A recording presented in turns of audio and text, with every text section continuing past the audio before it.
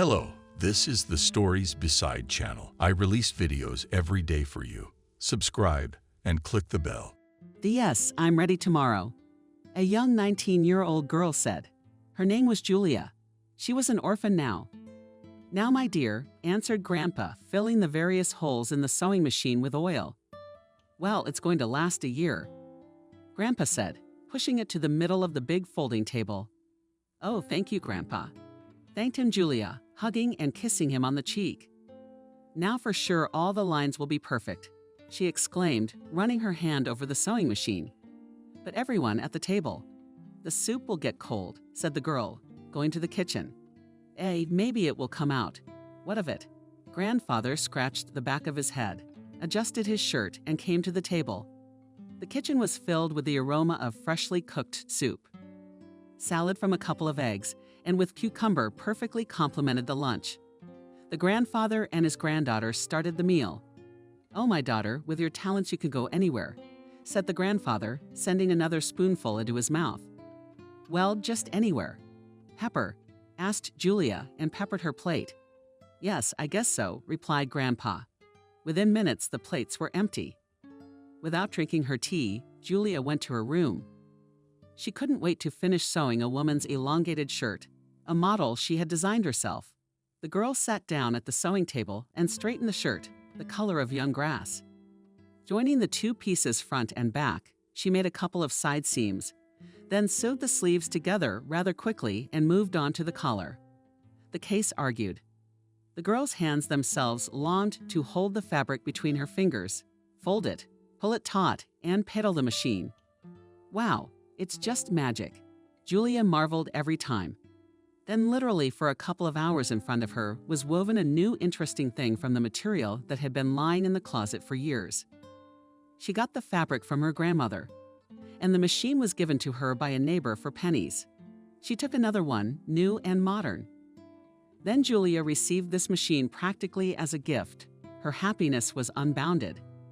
Finding curtains in the closet, Julia could not resist and sewed herself a blouse from them. What was her grandfather's surprise when he noticed the familiar embroidery on the sleeve of the blouse, which his wife had once made to cover the iron-burned stain. Wait, I can't understand, the grandfather said, scrutinizing his granddaughter's cover. Where did you get this fabric? Isn't that our curtain? Said he looked at Julia in surprise. Yes, Julia answered correctly, thinking it would upset the grandfather. Well, Julia, you're crazy, he laughed. But you are an artist. Laughing, grandfather laughed. It turned out cute anyway, he concluded. Then Grandpa went into the back room. After digging there for about 20 minutes, he came back with a gray suitcase with a padlock hanging from its handle. I forgot to tell you, he began. Here's your dowry, said Alexa's grandfather. Let's see what we have here, he said, opening two locks with a small, almost toy key. Juliet eagerly waited to see what the lid of the suitcase opened. In front of Julia lay neatly folded different colors of fabrics in green, and blue, and polka dots, flower, and light and dense. Wow, exclaimed Julia, going through one fabric after another. Wow, she rejoiced. Do you look, what a beauty. The girl took the blue fabric and held it up to her. The color very well shades the tone of the face in Julia's head. Immediately began to pop up different options of what the dress could be. Unbelievable, Grandpa. Thank you. Why didn't you show me before? She asked. And before, and there was no need, replied Grandpa Alex, and then, leaving his granddaughter alone with the dowry, returned to his room. He approached the picture, which was lying on his dresser, and ran his fingers over the face of the image. It was his wife. Beautiful hair on her head and a noble smile. It was said that this woman had lived a good life, filled with love and joy. What cannot be said about Julia's parents who died on the airplane? They were on a vacation together at the time. Little Julia was left with her grandparents. When everything happened, Alexa's wife couldn't take it and soon passed away. So Alexa's grandfather and Julia were left alone. The grandfather took care of the girl, putting all the love and tenderness that the parents had to pass on to her. But Julia grew up a troubled child. She was an average student with little interest in anything. At first, she wanted to become a veterinarian, But having seen once not the most pleasant picture in the veterinarian's office, she was cut off. Grandpa didn't demand much from his granddaughter. He just wanted her to be happy and with wisdom to life and the world. Julia could not enter the institute on a budgetary basis, so she went to college to specialize as a manager. Strange as it may seem, but Julia graduated from college with a red diploma. That was the joy of grandfather Alex. However, it turned out that in life the manager is not the one about whom the students were told in the educational institution. And moreover, in already existing companies, so-called managers from the street are not needed at all. So Julia learned that in the real world, a manager is a salesman, and Julia did not know how to sell. And in the store to work in, the girl lacked the nerve and courage. She would have stayed that way. Julia would have been out of business, if it were not for that neighbor who turned the wheel of fate for Julia. The sewing machine interested the girl very much. And it is not for nothing, because her grandmother and mother sewed very well. And with the availability of the internet, many skills and tricks for the willing open. Julia plunged headlong into the study of the rules of construction, varieties of stitches of different ideas. Now it was impossible to tear her away from sewing. At first, she often had to challenge the details and then sew again. One day, Julia was showing off to her grandfather Alex in her next blouse. "What do you think?" she asked with a twinkle in her eye. "Well, nothing so cute," answered Grandpa Alex. From his look, Julia realized that he was hiding something, that something was wrong. She asked, again going to the mirror and twirling around herself, examining herself from all sides. Seeing nothing, she turned to her grandfather again. "What?" she asked, looking at her grandfather, who was laughing with all his might. "Why are you laughing?" asked his granddaughter. "Oh, daughter, I can't understand why." "One sleeve sewn inside out?" laughed grandfather, no longer holding back. Julia went to the mirror again. Now she saw her mistake. Yes, doing one thing for too long can have that effect. "Well," said Julia, "you know Grandpa. Nowadays it is fashionable to experiment." "So I tried it," replied the granddaughter, trying to keep a nonchalant look. "Well, then of course," replied the grandfather, and again rolled with laughter. However, over time, the girl burrowed and with not confused the facial side. Her skills increased. She stopped being afraid of the speed with which she sewed. Needed an electric machine. She learned to make even, beautiful stitches. Currently, Julia sewed for herself favorite and rarely on order for girlfriends and acquaintances. Since the girl did not know how to sell, she had to be satisfied with small customers. "You can post your work on VKontakte or another social network, right?" suggested her friend named Christina. Julia thought for a moment. Christina went to the table and picked up the skirt Julia had made for her. "Wow, how did you do it?" she asked, examining the fox shape that came out in the fabric. "Manual dexterity and no cheating." Julia joked back.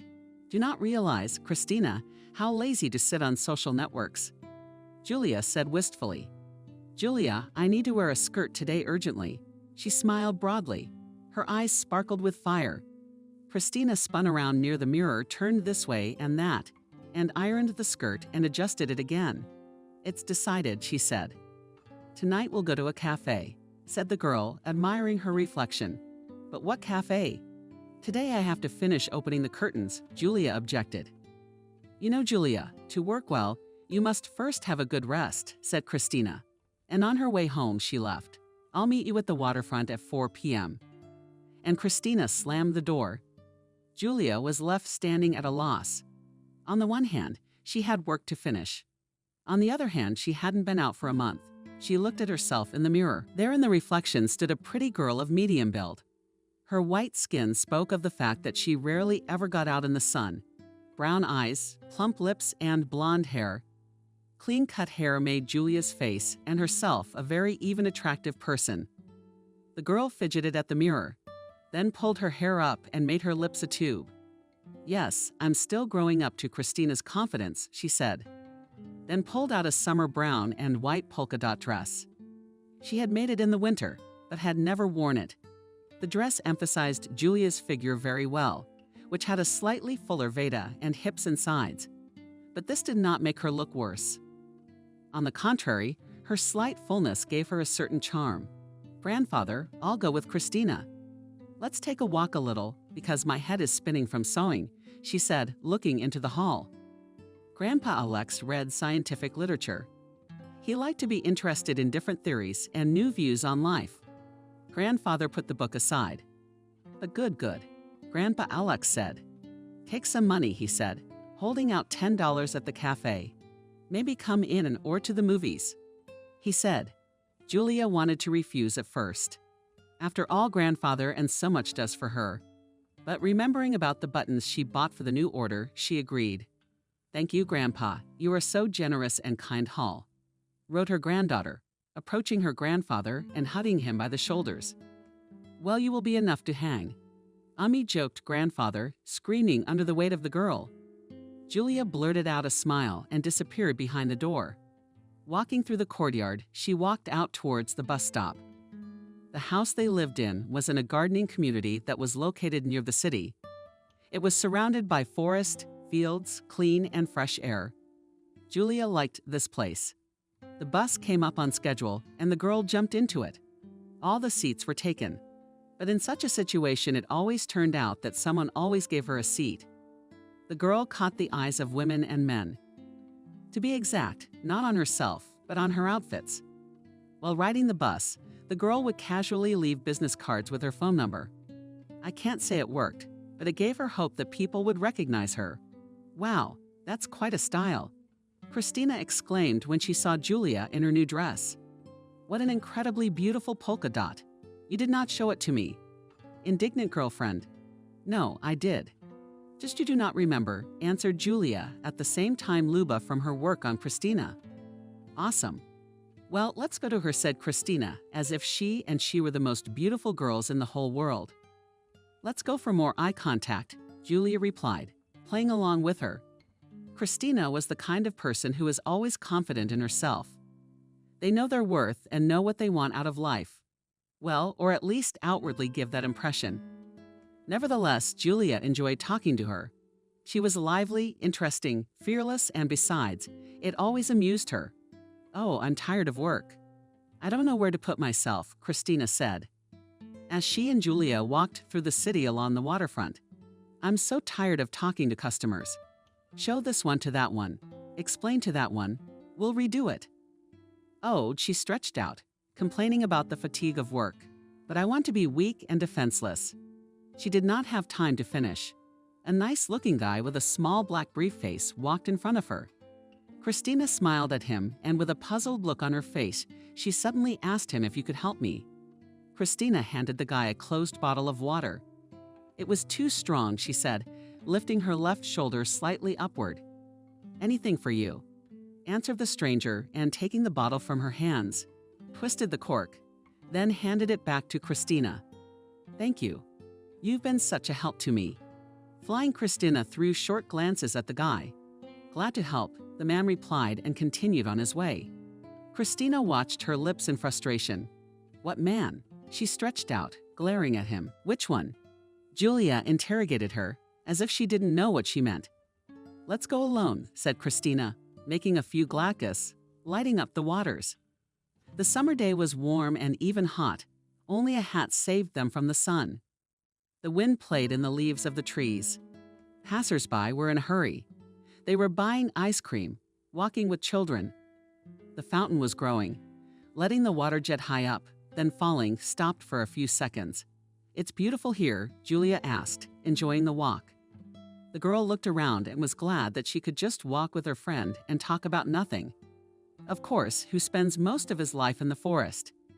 "Everything seems beautiful to him," Christina replied, making eye contact with a passing man. To a stranger. "Listen, because of your fox on your skirt, everyone looks at her and not at me. That's not fair." The girlfriend was outraged. "Or maybe not on the fox, but on your lovely thighs," said Julia. Christina was much scarier than Julia. Her figure was really enviable. Christina thought, maybe. She stretched, and they walked forward again. After 2 hours of walking, the girls were a little tired. The sun was getting too hot. It was time to go to the cafe. The girls made their order. Julia retired to the ladies' room. Walking back, She heard behind her back the girl, "Would you be kind enough to bring the 8th order?" Julia turned around. At the table sat a young guy about 25 years old. He smiled sweetly and showed something with his hands, trying to convey to Julia his request. "Yes, over there," he repeated, pointing to the steam table. Julia looked over there as well. There was indeed a tray of food standing there. The girl raised her hand to her chest and silently, "I asked." The guy nodded his head in response. Julia decided that this guy needs help, so she calmly went to the bar and took the tray with the order, and then carried it to the 8th table. "Thank you very much," replied the stranger. Julia furrowed her eyebrows. "But I'm not a waiter," she said, finally realizing the guy was playing a trick on her. "I know, but thanks anyway." As if nothing had happened, he replied. Julia, who had just been taken advantage of, could not hide her surprise. "Aren't you being a little insolent?" Julia asked. He asked her. "It's just a small request, and that's all," the stranger replied. Julia was even more indignant at his answer and looked away from his blue eyes. Coolly under the nose, in which stood various delicious things. "Then I have a small favor to ask of you too." She mumbled to put on a smile. "Yes." "And what is it?" asked the one, sending a piece of meat into his mouth. He began to chew it as if he were the king of the earth. "And I owe you a little dessert," Julia said, and took from under his nose cakes with whipped cream. "Hey," squealed the guy. "With your figure, I wouldn't make such a rash choice," smugly said the guy, and again dipped the meat in the sauce. "Send it into his mouth," and indeed, answered Julia. And with her other hand took a plate with a big mound of vegetable salad. "And wait." He indignantly tried to stop her. But Julia did not turn around and returned to her table. "Have you decided to watch your figure?" asked Christina, seeing a plate of fresh vegetables. "I decided to watch the people around me," Julia answered, and then began to eat a juicy salad. The guy who had recently lost his order, resentful, sat at the table. He was surprised and at the same time admired the way this brave girl fought back against him. However, he couldn't afford for anyone but him to be able to respond to him so cavalierly.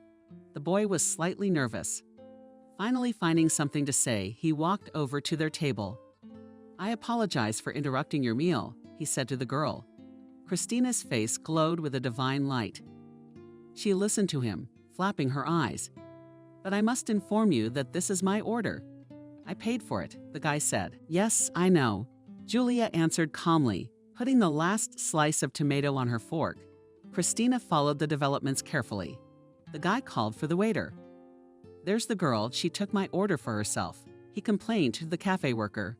The waiter stood at a loss, not knowing what to do. He asked for a receipt of payment. The guy began to look for the check, and not finding it, began to try to explain to the waiter the reason for its absence. While Julia calmly handed this check to the waiter, "Young man, I ask you to think of another, more intelligent reason to meet a girl," replied the cafe employee and left the company. The guy stood there with his mouth open, but when he saw that everyone around him was looking at him, he pulled on his jacket and, saying goodbye, left the cafe. The girls calmly continued their lunch. "What happened to impatience?" asked Christina. "You know, I really need to get out into the city more often," Julia answered, starting to eat the cakes. The friends laughed. After the walk and the cafe, they went home. Julia started sewing again. At this work, she calmed down and felt a good feeling inside. She liked working with the material. She liked the way the machine began to sew in her hands. Until a couple of years ago, there had been things between them. And disagreements. The machine was spitting now and then, the stiletto tangled threads, and once it just stopped and stopped sewing. Julia long persuaded her to return to work, until she discovered that the machine was not connected to the network. But that's all in the past. The girl skipped. "What did you decide on in the plans?" She was satisfied with the job done. The phone rang. Julia picked up the phone. A female voice said, "Julia." "Julia, hello. It's Wendy calling. The thing is that I can't wait long for the curtains to arrive by parcel. My nephew is picking them up." "Okay," she asked. Her voice was friendly and energetic. "Yes, good. They are ready. Can you come over?" Julia replied. "And he would also like to make a shirt for himself. Actually, it's my idea. I found the material. He's bound to like it. He's a bit of a nuisance, but that's okay. I want him to have a memory from his auntie with them. Please, from him Measures asked her politely, okay, we'll do everything. Don't worry, Julia replied, knowing that this kind woman always pays well and is always satisfied with the result. An hour later, there was a knock on the door. Julia did not expect such a quick arrival. She opened the door and then went to pack the curtains. Well taken and alive, pronounced the nephew. I now shouted Julia from the room. Yes, we got in, she replied, stepping out into the hallway where her nephew was waiting for her. Julia, reaching through the curtains, looked up. In front of her stood the one with whom she had just yesterday quarreled. Hello, said the girl. Good afternoon, said the guy, drilled Julia cold blue eyes. There was silence. So you're the one who sews to order? He asked timidly. Yes, that's me, Julia replied, feeling extremely awkward. But what my aunt asked you to take my measurements, said the guy. Yes, of course, we'll do it right away. Julia replied kindly. Tell me your name, she asked. Max, he answered. And then he added, nice to meet you, Julia. He looked at the girl. Likewise. Without any intonation, she replied. When the measurements were taken and recorded in the magazine, Max was about to go home. Look, Julia, nice shirt off his neck. He's a nice guy, Alex's grandfather said, extending his hand in greeting. Max was a little confused. He didn't expect to see a gray-haired old man here. Then he shook his hand in return and went back home. From that day, Max and Julia began to meet, but they were not of a personal nature, but purely business. Before that, only one male customer had come to Julia, and that was an old friend of Max's grandfather. Julia was worried that because of the conflict in the cafe, Max would try to hurt her, but still she hoped for his judgment. Max was from a very wealthy family. His father worked as a lawyer and was highly regarded, and his mother was a bank manager. Growing up, Max did not need anything and always got what he wanted. He was the only child in the family, and therefore all the attention of both parents went only to him. In addition, he had an aunt, which Sol and him Nechaeva. She herself had 2 daughters, so Max was a favorite and spoiled child. He wanted to go to this institute. You're welcome. Didn't work out with the teachers. No big deal. We'll transfer you to another one. You want your own business? Try it. Here's some money for you. Need a car, please. A club to relax in. Son, you don't look so good today. Get a massage or go out with your friends or something. You haven't bought yourself anything in the last month. But go get money, hopefully, his mother said. Max lived a carefree and trouble-free life, surrounded on all sides by love and care. Max's parents did not hurry him to get married. They thought that it would be in time. When Max first appeared in Julia's house, he was extremely surprised by their modest dwelling. A narrow corridor, a small hall, and 2 almost 3-meter rooms. That was the end of their living space. How Julia managed to place a small corner to live, it remains a mystery after meeting Julia. Max was struck by her ability to be happy being in such conditions. Yes, there was a forest nearby, clean air. But still, in his opinion, it all looked kind of shabby. But despite that, Max wasn't going to get away with it. Such inexcusable behavior of the girl in the cafe. So every time he went to the shirt fitting, he kept complaining about the tightness in his shoulders, the width in his chest. One time he got seriously pissed off when he saw what the buttons on his shirt would be. What are those? Asked Max, coming to Julia to try on buttons for your shirt? Julia replied, as always in her calm tone, which caused Max to be even more annoyed. Do men's buttons look like that? Max asked, crossing his face in bewilderment. What do you think they should look like? Asked Julia, realizing that the guy was being picky. How do I know what they should look like? Isn't that my concern? He exclaimed, picking up one of the small white buttons and scrutinizing it closely. How does it look like a man's? Julia asked Riley. At that moment, Alexa's grandfather entered the room. But how is our boy happy here? He asked, looking at the shirt on the boy. Max looked from the seamstress to the grandfather and back again. Then, after a little silence, Uncle Alex answered. It's fine. Everything is fine with me, Max said. pulling a smile as wide as possible. Well, that's great. We've decided on button. Quickly concluded Julia to record the customer's consent in front of witnesses. Despite the fact that Alexa's grandfather was already quite old, he inspired Mac's respect. If he could joke with Julia, then at the sight of Alexa's grandfather, all the dope from him flew off in an instant. The guy felt awkward around him and even felt some weakness of his character. What could not be said about the old man's short haircut, gray head, tanned skin? Always well dressed. Alexa's grandfather commanded respect. His dark brown, almost black eyes, staring at me point blank, made me feel fear. Already tomorrow morning I will be able to send your order to the address. And this is where we can say goodbye to you. Max. His name sounded special to her. Why send it?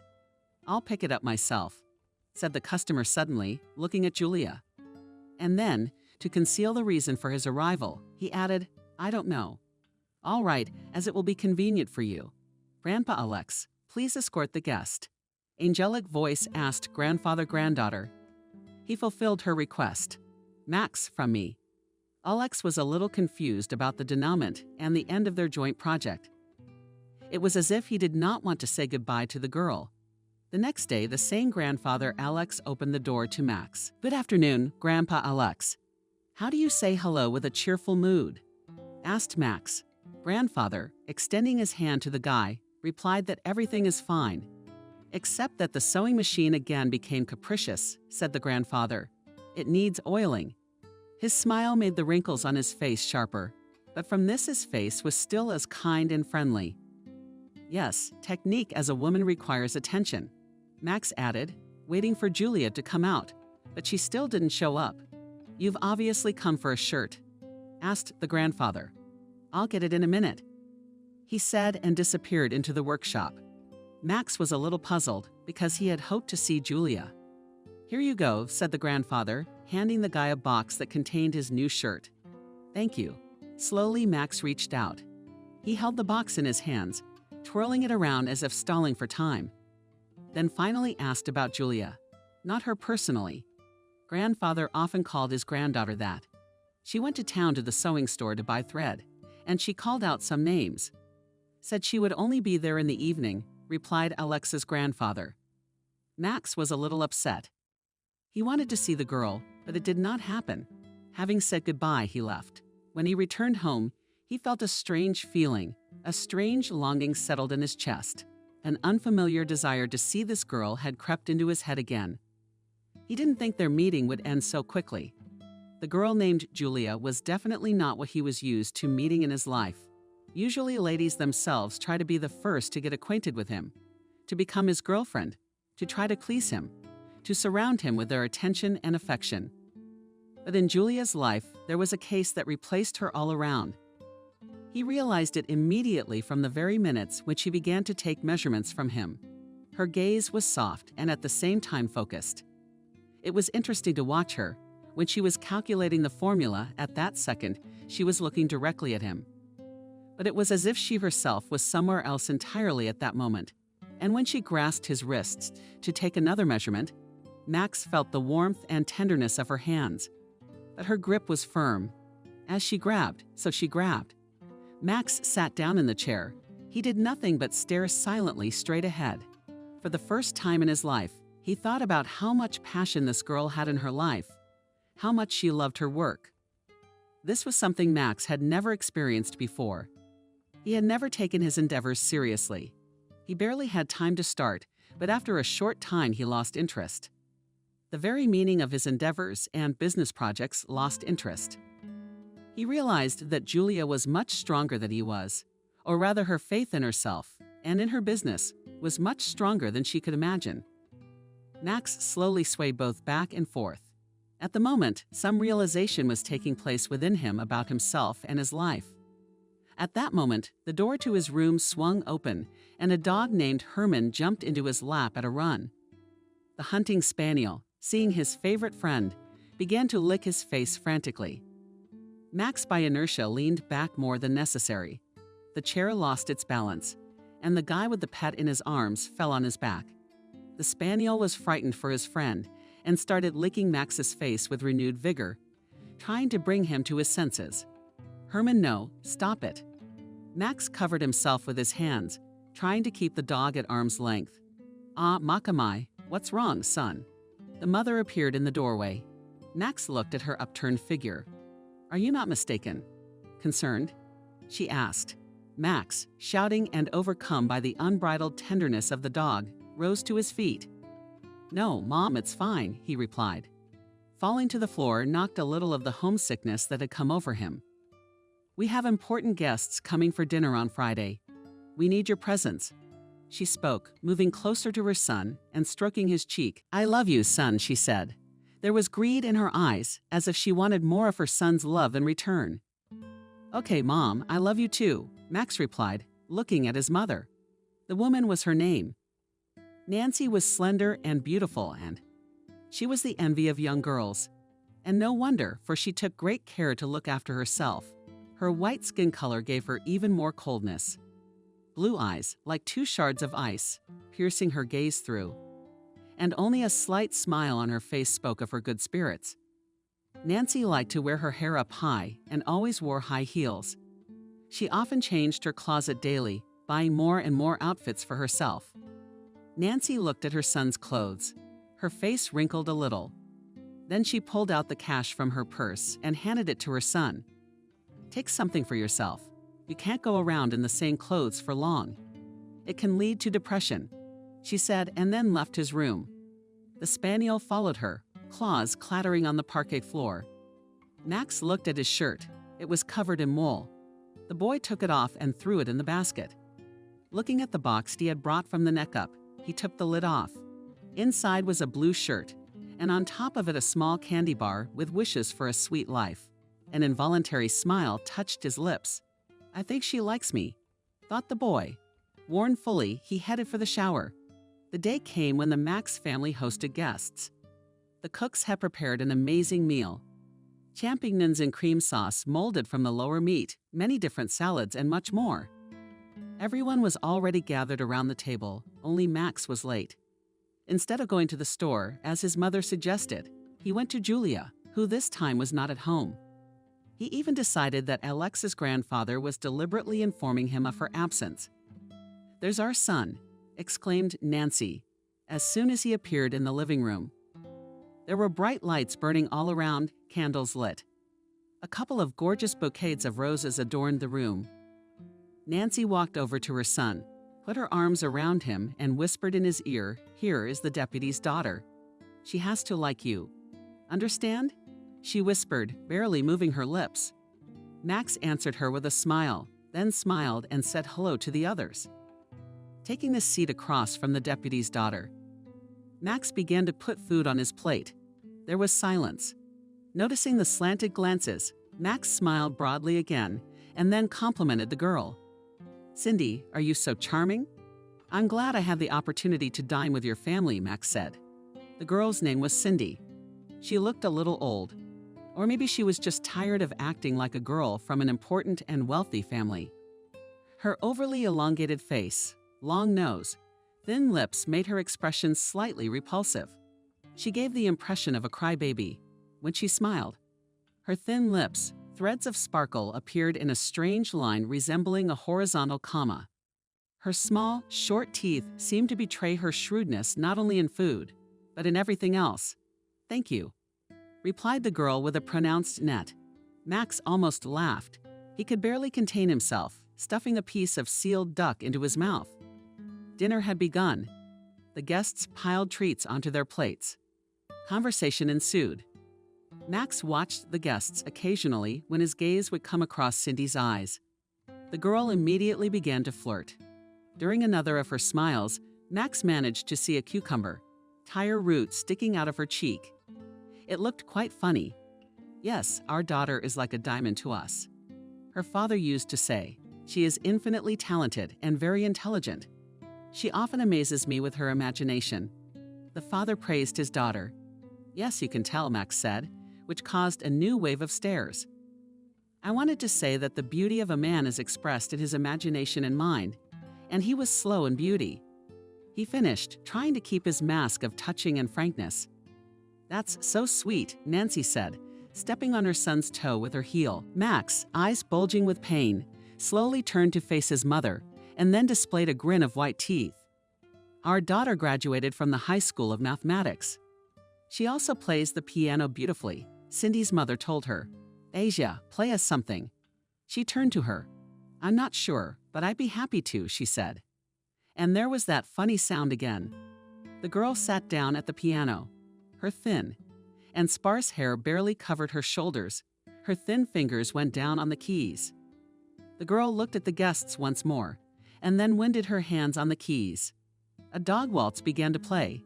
The two families listened patiently to the performance. Smiles were pasted on their faces, and only the spaniel, Herman, unable to bear the falsity, began to forget at the top of his voice. 2 minutes later, applause broke out. Joyful Cindy returned to the table. "What do you say?" His mother asked Max a question. "You know," Max replied, nodding his head. "I like the fun one," he said, and met his mother's cold gaze. "I mean, it's cheerful." The boy got out of it. When dinner was over, Max could breathe out and be himself. Nancy and her husband William saw the guests off outside. Max picked up a grape and tossed it toward the ceiling. Caught it with his mouth. Herman, even though he didn't eat grapes, he still envied the guy. The next day, Max went to Julia's again under the pretext of sewing another shirt. Julia talked to Max in a businesslike manner. Together, they discussed the color, the style, and also the buttons. When all the details were discussed, Julia said, "Well, I have to work. As long as I have orders, I have to keep up," she said, waiting for Max to leave the house. The guy stood at the entrance and nodded. He hesitated. He wanted to tell her something, to offer her something, to meet. But his lips were frozen. Max called out to Julia, seeing that he was out of focus. "I have to work until next week's meeting," the girl repeated. Yeah, I got it. Could you just give me one more second?" Finally, the guy blurted out. Julia listened attentively. "Thank you for the candy bar." "It was my pleasure," he said. "Yes, it was my pleasure," Julia replied, waiting for the customer to leave the house. "Have you decided to make up for the incident in the cafe?" asked Max. That the girl laughed. "No, I give all my customers a chocolate bar.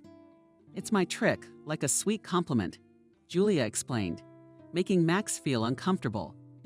Once again, she was the smart one. "How about we get together?" Unexpectedly for a girl, he asked. Julia looked at the guy confused. "I'll take you for a walk and to a cafe," Max explained.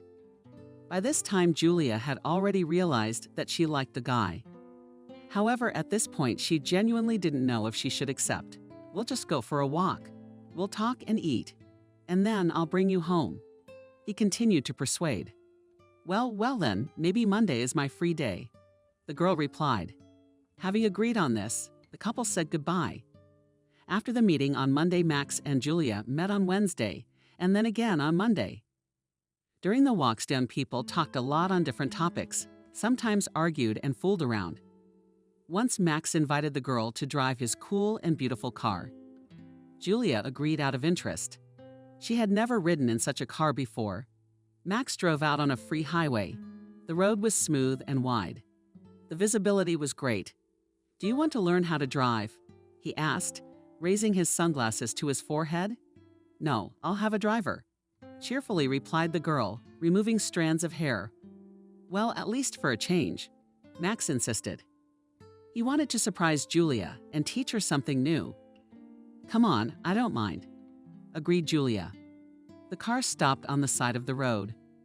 Max took off his glasses and looked at Julia carefully. Her copper eyes and blonde hair made her particularly attractive.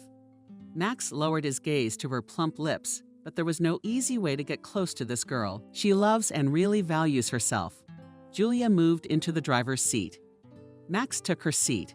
"So watch," Max began. "You press the brake and clutch at the same time." Julia did as he said, now turning the key release, the brake, and slowly hit the gas. Julia was focused. The car moved.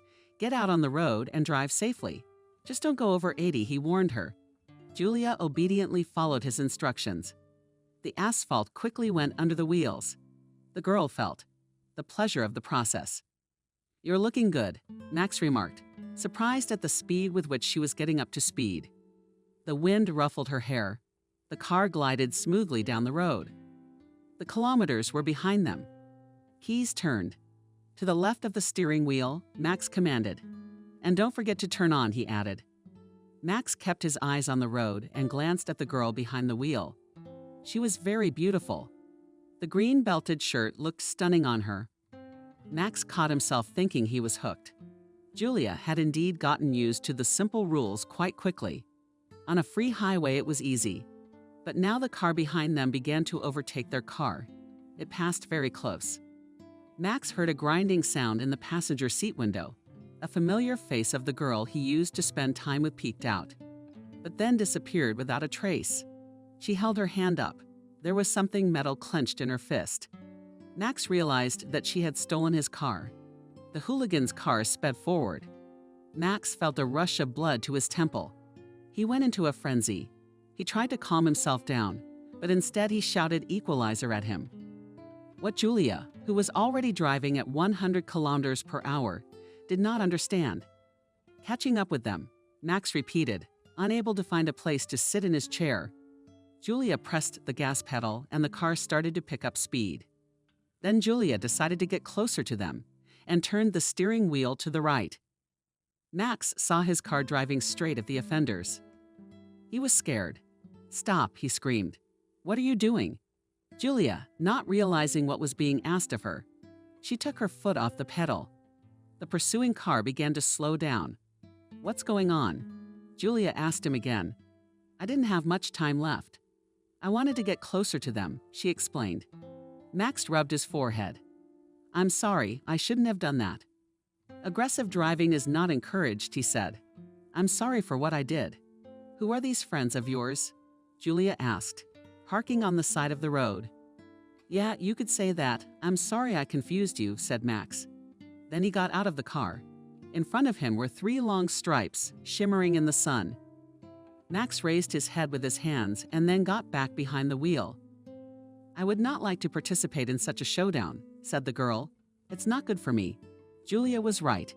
And Max realized it, but it was too late. On the way back, Julia drove again. This time, the straight road was replaced by tight loops that never seemed to end. "Pull over," Max said, but Julia kept going at a steady speed of no more than 40. "Brake," Max said, for some reason whispering, "Brake." Whispered again. It was as if he was afraid to upset the balance. Julia said, also in a whisper. The girl smoothly and confidently entered the corner. Then another one, and not Shika, and on me. Max said a little indignantly, "I'm not a chick." Already through laughter, said Julia. It was incredibly funny to her. The fact that Max had been whispering to her to slow down during the whole long right turn. This moment was quite strange, dangerous, and funny at the same time. The evening came to an end. Max drove Julia to the house. He contemplated her facial features, her bare shoulders. He wanted to touch them. He hoped for a kiss, but the girl, thanking him for such an incredible adventure, said goodbye and got out of the car, leaving Max alone with his waiting. Tough nut. Why so? Puzzled the guy. The guy saw Julia as a very strong person, even though she was 5 years younger than him. Max was surprised, amazed, delighted, and at the same time aroused a great desire to really show himself in this life. The girl showed Max this world in a different way. He was very much surprised when he learned that you can be happy about simple things, such as a good night's sleep or a successful jam, fresh tea or friendly communication with the customer, or the completion of work before the deadline. Max was unfamiliar with this. After all, he never had to hurry or manage anything. The cook would always make him tea at any time. A true, sincere friendship. He never thought about that. And in order to finish things on time, but Max did not have his own personal affairs for which he could be responsible. The lad knew that the time would come and he would quietly and safely take his mother's place. Julia had become an amazing person to him. With every meeting they had, he admired her more and more. He was literally enchanted by her. So sweet, gentle, and cheerful, and so determined, responsible, and most importantly, seeing the goal ahead. It made Max think about his future life more than anything else. Yes, becoming a bank manager is an amazing job, always financially secure. But Max wanted to learn how to overcome obstacles on his own and make his own path. At home, Max thought about how he could do something nice for Julia. He wanted to impress her, to accomplish some feat. All those banal rooftop dates or car rides were not feats. They were entertainment. But the real Max was racking his brains. A spaniel entered the room. Herman brought in his mouth a fashion magazine that his mother often flipped through. "Since when are you interested in fashion?" Max jokingly asked the spaniel. In response, he received the magazine, and absolutely at length and palm. "And Herman," howled the boy. He immediately pulled out a damp napkin and wiped his hand. Then his gaze fell on the fashion magazine. The guy seriously thought about it. For about 20 minutes, he sat still and looked at the cover of the magazine, which showed a happy girl in a beautiful and stylish lilac dress. The next seconds, a terrific idea hit the guy, which made his heart beat more frequently. It was now more than ever that he was sure that this was what would work, emboldened by this thought that had now grown into a real goal. Max walked out into the hall with a smile on his face. There he met his mother with Cindy. It turned out that the girl had come to visit him and give him a book that had become one of her favorites. Max displayed a grin, as his mother had taught him in cases when you don't like a person very much, but you have to be polite. "Hi," Cindy said hello. He returned the favor. "Thanks for the book. I'll be sure to read it a little later." The smile never left his lips. "I have something very important to do right now." "I have to run away," Max said and kissed his mother on the cheek. He hurried away. "He is so cute and sweet," Cindy said, definitely feeling like the one Max was dreaming of. Nancy, realizing that Cindy was not interested in her son, smiled back at her. Meanwhile, Max came to the cafe. Before coming here, he had already managed to call several girls he knew. Everyone was gathered around a round table. The girls were eagerly waiting for Max to state the reason why they had gathered. "Girls, I'm so grateful that you agreed to come here. What I need from you now is real help, your smiles, and all your talent for posing. What do you think? Fun?" asked Max, confident that they would definitely say yes. "Last month you promised to call me back, and you never did." One of them was indignant. "And I waited for you for 3 hours, and now I have to help you at your beck and call." The girl grimaced, a disgruntled look on her face. Max furrowed his brow. He hadn't realized so many girls resented him. All his attempts to get girls to star in a fashion magazine had failed. "Okay, I admit it. I'm a jerk. You can hate me." "I deserved it," said Max. The girls left him, leaving him all alone. "It's not that simple," the guy muttered to himself. However, remembering Cindy, Max jumped out of the table and rushed home. He met her on the doorstep. She was just leaving. "Cindy, what meeting?" Trying to hold his breath, Max said. "I have a tempting proposition for you," he said. Cindy looked at Nancy in surprise. There was hope in her eyes. "Can I talk to you tete-a-tete?" he asked, smiling slyly. "Of course you can," she agreed happily, her eyes bulging. She was discouraged by such a sudden change in her son's behavior. "Anyway, I have a proposition for you," Max began, telling her his idea. "So you will be on the cover of a magazine in the most fashionable dress." He finished. "I, of course, expected a little different from you, but I'd be happy to help you," she said. Max heard so much sincerity and purity in her words that he almost felt guilty about using the girl for his own purposes. When Max managed to arrange the models for the magazine, he went to Julia's house. The girl opened the door. "Oh, Max, hello. I'm sorry I can't be with you right now. I need to finish my pants," she replied. Max's eyes rounded, making them so pitiful that Julia melted. "All right, just no more than half an hour." "Okay," she said. Max nodded quickly as the guy shared an idea with the girl. Julia seriously thought about it. "It's cool, it's great. I love it. But where are we going to get the funds?" She asked a reasonable question. She wasn't used to anyone giving her such large sums of money. "I'll be responsible for all expenses." Max blurted out. "I agree." Julia answered immediately. She didn't expect such a quick answer from herself. However, it didn't scare her that Max might suddenly demand the money back. Somewhere in the back of her mind, she firmly knew that this had to end in success. And even if it didn't, the desire to start acting on it was very motivating. It would be a very interesting experience. From that day on, Julia began to actively prepare for the event. She had a lot of guests at her house. While one girl was trying on the dress and Julia was adjusting the material, the other 5 were sitting in the kitchen together with grandfather Alex drinking tea with raspberries and gingerbread, and the old man was telling the girls different stories from his life. There was such a man in our village, Grandpa Alex said. He had a lot of strength. What were his high shoulders like? Grandfather spread his hands with spread fingers. Here he goes with his horse to the forest to collect firewood. Then one of the girls interrupted him with her bare hands. She was perplexed. Aha, continued the grandfather. And so he loads the cart to the top and comes back with firewood. And it was necessary to go uphill. The girls listened with their mouths open. And so the horse goes up the mountain, carrying the cart. I'm almost at the top, but I can't get it up. What should I do?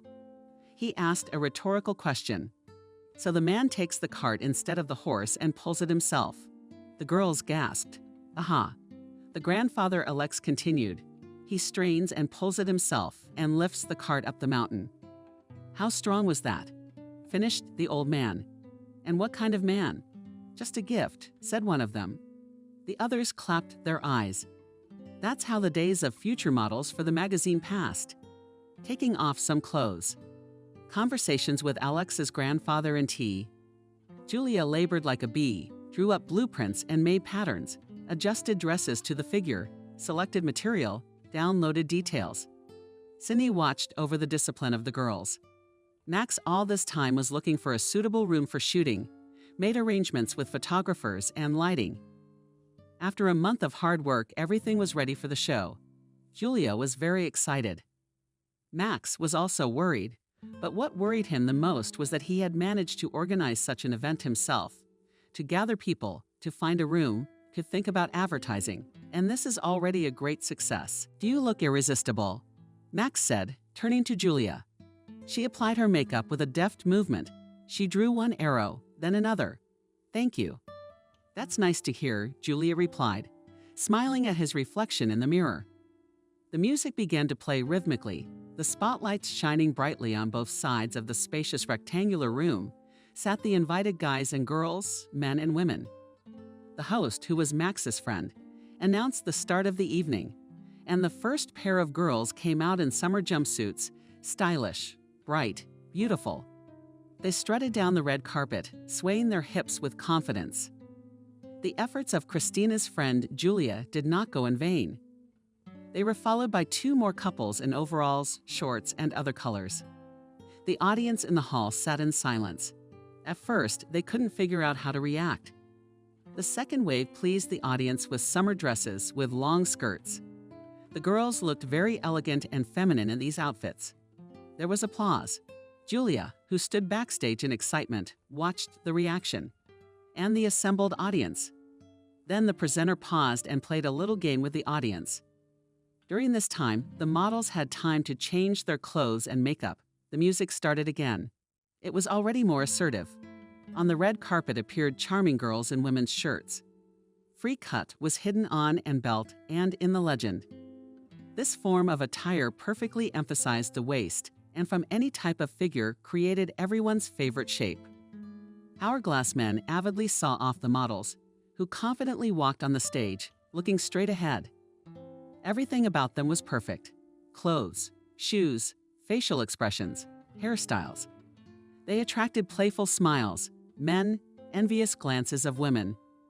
Julia, who had remained in the shadows all this time, trembled with pleasure and covered in goosebumps from the swell of their feelings.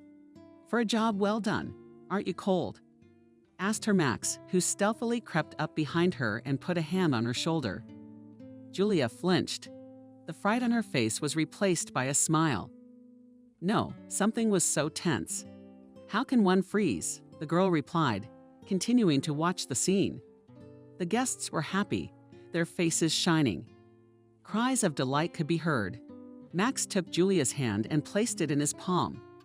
He brought his and her fingertips together and felt some roughness on the surface of the skin. "It is better not to touch my hand yet," Julia muttered, removing her hand. She turned her palm upward. The pads of her fingers showed barely visible white spots, labor calluses. The girl laughed. Turning, picking, holding the cloth. She pictured it with gestures. Yesterday, to make time, sat up until midnight. She spoke with a slight smile. Max noticed again her persistence and stamina. He should learn a lot from this girl. "Are you incredible?" Max said. "I'm in awe of you," he admitted. Julia blossomed. "Thank you for organizing everything. It's a lot of work, and it's incredible," she repeated, raising her eyebrows high. The two laughed. Max moved closer to Julia. His gaze lowered to her nun-like lips. An unknown force drew them together. There were only a few centimeters between them. "Julia, get ready," reported Martin, who was the host. Having said that, he went to the dressing room to the girls. "How quickly the time flew by," said Julia, and disappeared into the closet. Max remained standing backstage. In front of his eyes stood the girl's face, which a second ago was so close. "Ladies and gentlemen, our event has come to an end," said the host.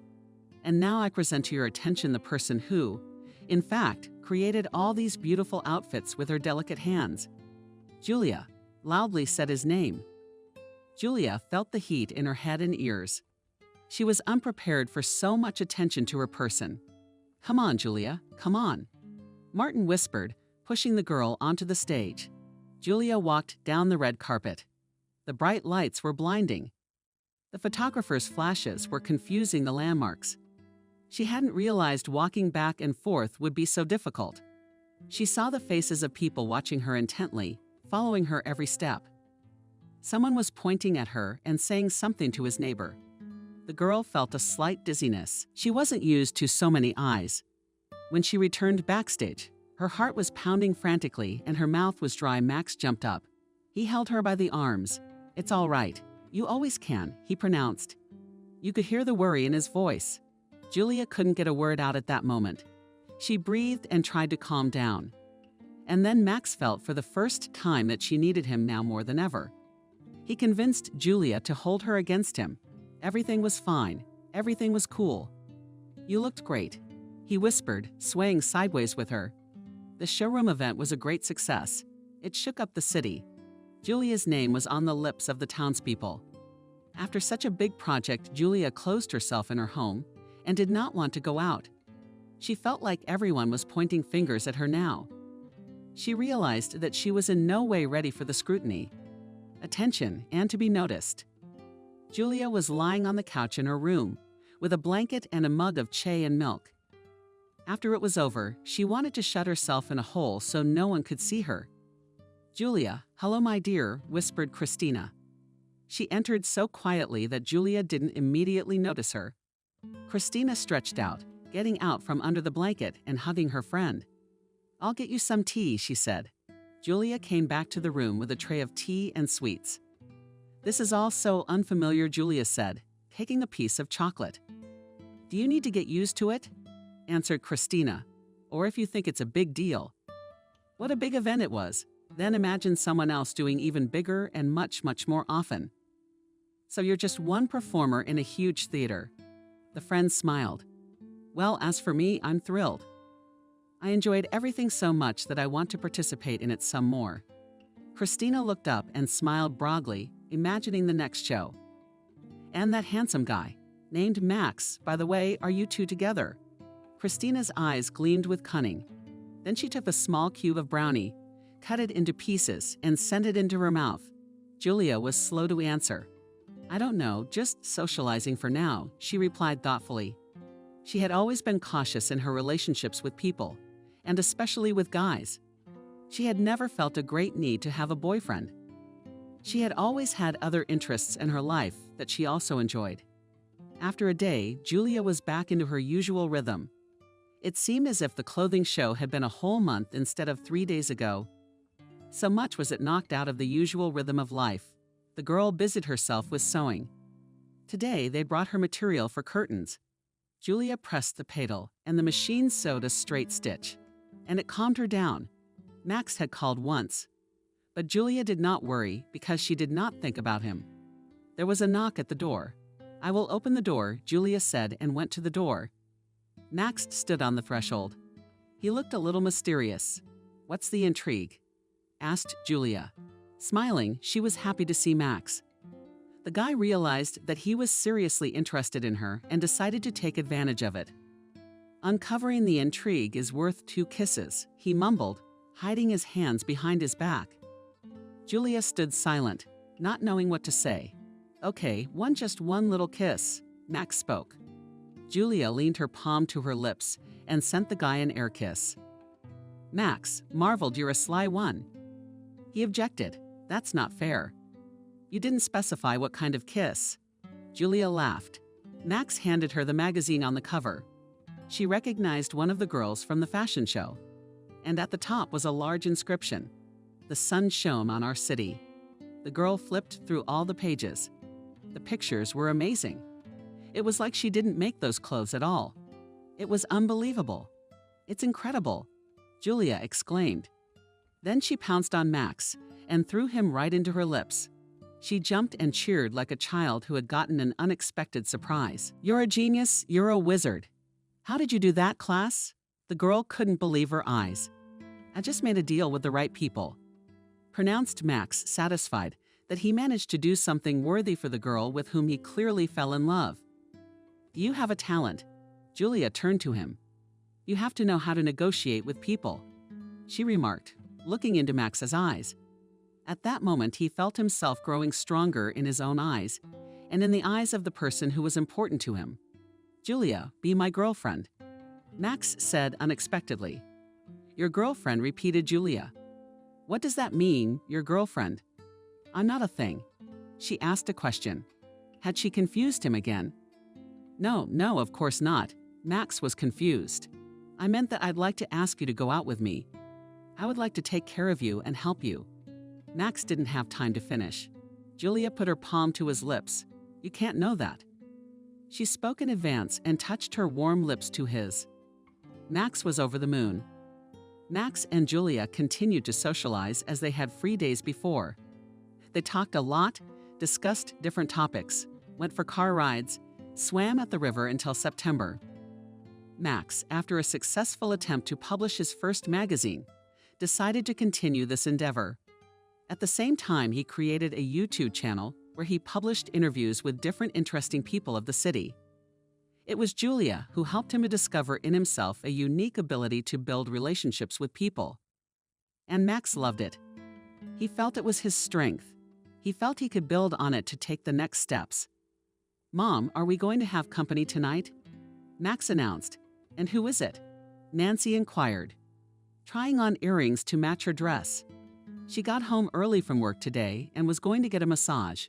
You look very pretty." Max complimented her. "Thank you, my dear," the mother replied. She stroked her son's cheek. 6 will be home." Max said goodbye to his mother. The cook had prepared marvelous food and drinks. Dessert was eagerly awaited. Nancy and William sat at the round table, waiting for their son's arrival. Husband and wife were a little bored. William was spoiling the soloist by trying to put it on a fork. Will's wife stopped him. The husband obediently put the fork down. But lo and behold, the tall doors swung open, and Max and Julia entered the living room. Max's father, William, was pleasantly surprised to see such a pretty creature beside his son. Nancy, on the other hand, raised her chin high and managed to cast a few glances at the girl from top to bottom. Max's mother was immediately struck by the girl's fullness.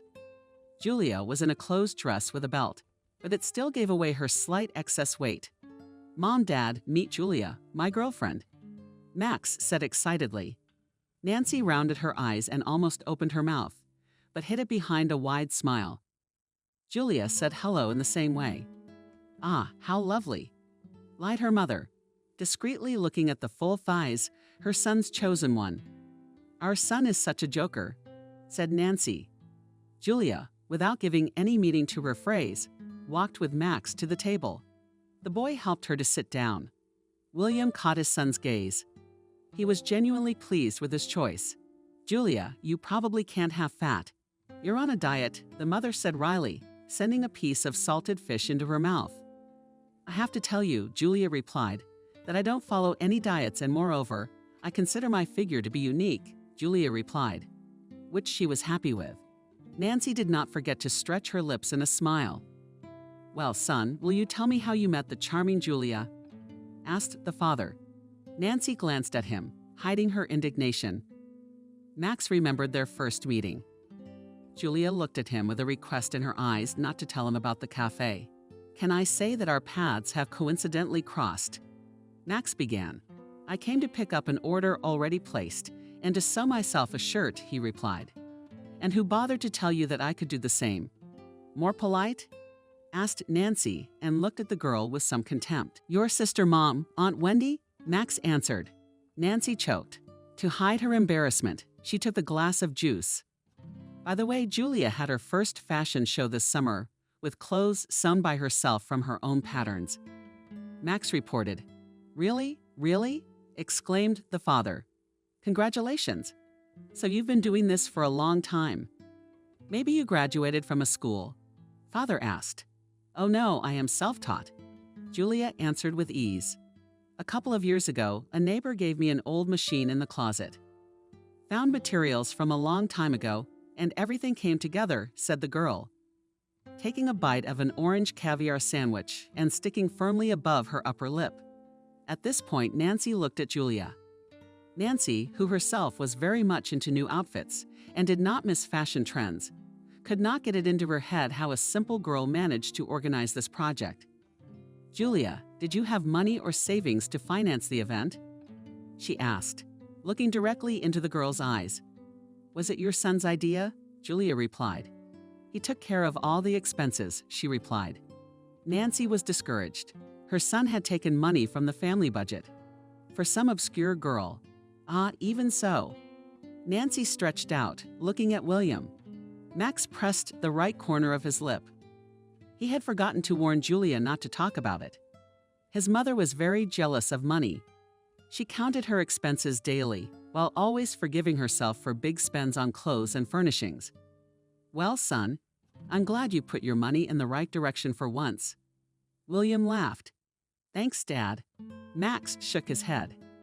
He knew he had a habit of wasting his father's money on nonsense.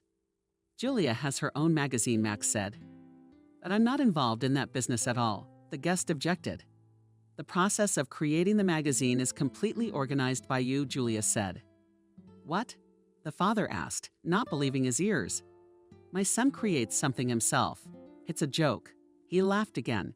Nancy kept the mask of kindness, of desirability. In reality, she was being gnawed on from the inside by greed, by jealousy. She had time to notice that this girl really meant something to him. It was as if she was starting to feel herself slowly but surely being sidelined right now. Dinner came to an end. Julia thanked Max's family for their hospitality and a great dinner. "Yes, thank you, Julia. But I would still recommend that you eat smaller portions." "Yes," Nancy said. "I will certainly think about your suggestion," Julia replied. She felt an incipient desire to answer Max's mother so that she would not have any more thoughts about it. Max drove Julia home. "In front of your family, I look like a wire from the village." The girl laughed. "My mom, she's always jealous of me," Max said. "I think you get along with her," he said. After which they said goodbye. "Son dear," his mother turned to him when he got home. "You don't mean to say that you are really going to tie your life to this one, do you?" She was matching words with this girl. Nancy overpowered herself not to say the nasty thing. "That's exactly what I wanted to tell you and your father. And I think I've made that clear," Max replied. "You're upsetting me," the mother said in a voice ready to let a tear fall. "Mom, she's a good girl, determined," said Max, determined. The mother boiled over into a shouting match. "She comes from a poor family. What kind of determination is that supposed to mean? Such people have a bad reputation." She said in a steely voice, "She would tarnish our family." "Think what father will say," she asked in anger. "I spoke to my father. He liked it," Max said. He told you so because he knows your nature, which very quickly loses interest in everything around you. He thinks you're not playing and will calm down. But I can see that," the mother said, raising her fingers in a single point. "You must stop all communication with her," Nancy said, changing to a calm tone. "We can't have this kind of thing in the newspapers. We are responsible for our reputation and position in society." "Go," she said when she had finished speaking. Max left his mother's room. Following him, the spaniel took over. He sensed that his mate was upset about something. Max didn't argue with his mother. He knew it was useless. This beautiful, rich woman, who is endowed with a certain power, is actually full of fears that torment her. But Max didn't know how he could change her point of view. As winter began, things slowed down and calmed down a bit.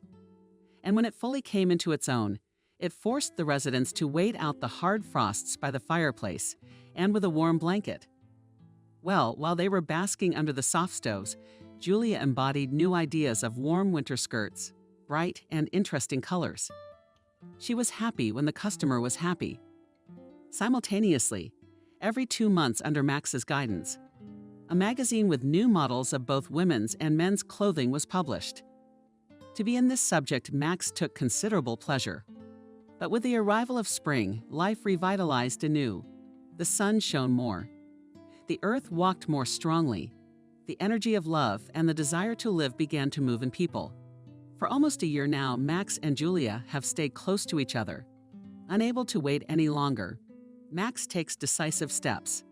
"Max, hello, come in," said Alexa's grandfather, opening the door for him. "How do you say hello?" asked Max, shaking his hand. "Thank you to say hello in front of us," replied Grandpa Alex. All 3 of them gathered around the table. Julia had prepared a delicious dinner. Despite her shyness and means, Julia always cooked deliciously. When everyone was about to start eating, Max suddenly got up from the table. "I have a little digression from lunch," he said, leaving the table. Julia watched with interest to see what would happen next. Max got down on one knee and suddenly held out a wedding ring with the words, "Julia, I offer you to be my wife," he said. He was so real in that moment. Julia glanced at her grandfather. He sat silent, with his spoon in his hand. "This is all so unexpected," she said. "Are you sure about this?" Julia asked. "I know you're changing my life around you. I want to make myself better," he said quietly. "I'm ready to learn to take responsibility for my future family," Max said. His words gave Julia an inner thrill. "I wanted to listen to them and listen to them." "I agree," the girl replied. A gold ring was put on her ring finger. Forced Julia to cover the samurai. It looked marvelous. The wedding was scheduled in a month. Max, coming home, told his mother and father this happy news. He didn't care what they thought.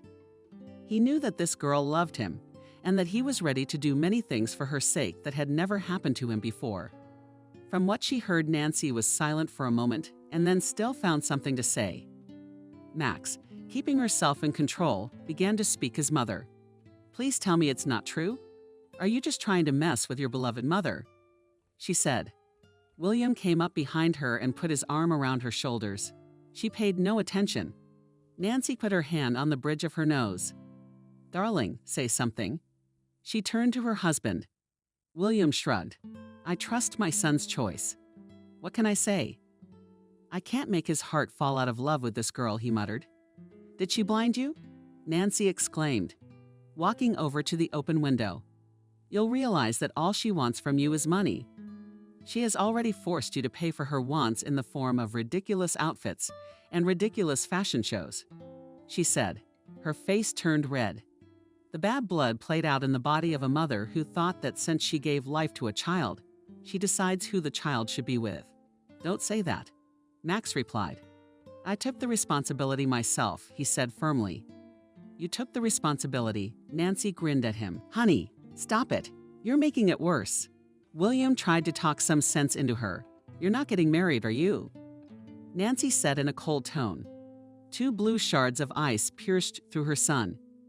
After which Nancy walked out of the living room. The son tried to console his father. "Don't worry, she'll get over it. That's women." he said, and went to follow his wife. From that day onwards, Nancy's life changed abruptly. Peace left her head and heart. From now on, she lived with the desire to separate the couple and bring her own son back to her.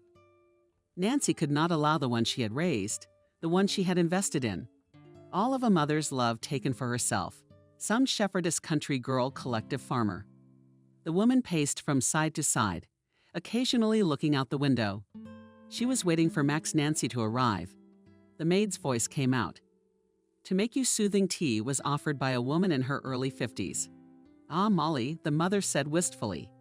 I'm not at peace with myself. How can I talk some sense into my son? She asked as she plumped down on the sofa. Her long summer dress spread softly on the seat. I'm afraid I can't help you here. Is your husband right? She added. Bring me some hot tea, said Nancy in a voice filled with tenderness. She had always liked Molly. She was the only woman in her neighborhood from a poor family to whom she could confide all her secrets. As strange as that might sound. Sometimes in talking to her, she felt like a little girl surrounded by her mother's love. Nancy herself, along with her sister Rosa, had grown up in a God-forsaken village. Having come to the city to study, they were desperate to escape poverty. They worked hard, giving all their time to their studies and work. Finally, their labors were rewarded. Nancy and Wendy graduated from a top banking school. However, Wendy soon married well and Nancy took a job at the bank. She started at the bottom of the ladder, but thanks to her skills and her acquaintance with William, who at that time was already a young and promising lawyer, she quickly worked her way up to the head of the bank. Having become a successful and wealthy woman, which is very rare for someone like her, Nancy could not free herself from the fear that it could all end in an instant. She had long ago had a big, beautiful house, a car with a private driver, servants, expensive things, delicious food, a favorite son, and a loving husband. But the feeling that she did not deserve it did not leave her.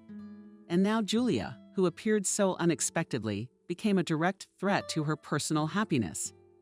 After all, this girl was a reminder of her past life, which she tried to forget, from which she wanted to get out of. Nancy, the maid's back. Here's your tea, freshly made. She spoke affectionately, and Natalia's heart grew warm. Max came home for a moment to tell you that he had some business to attend to. He had to go, Molly said. I understand, you can go, the woman said in a low voice. Nancy sat with her fingers crossed. She folded them and then folded them again and spread them again. Nancy pondered further plans. The wedding must not take place. The wedding was a week away. Nancy put on her best pantsuit with an elegant cutout on the back, a wide-brimmed hat and glasses, completed her expressive look. Giving the driver the address, she set off to meet her.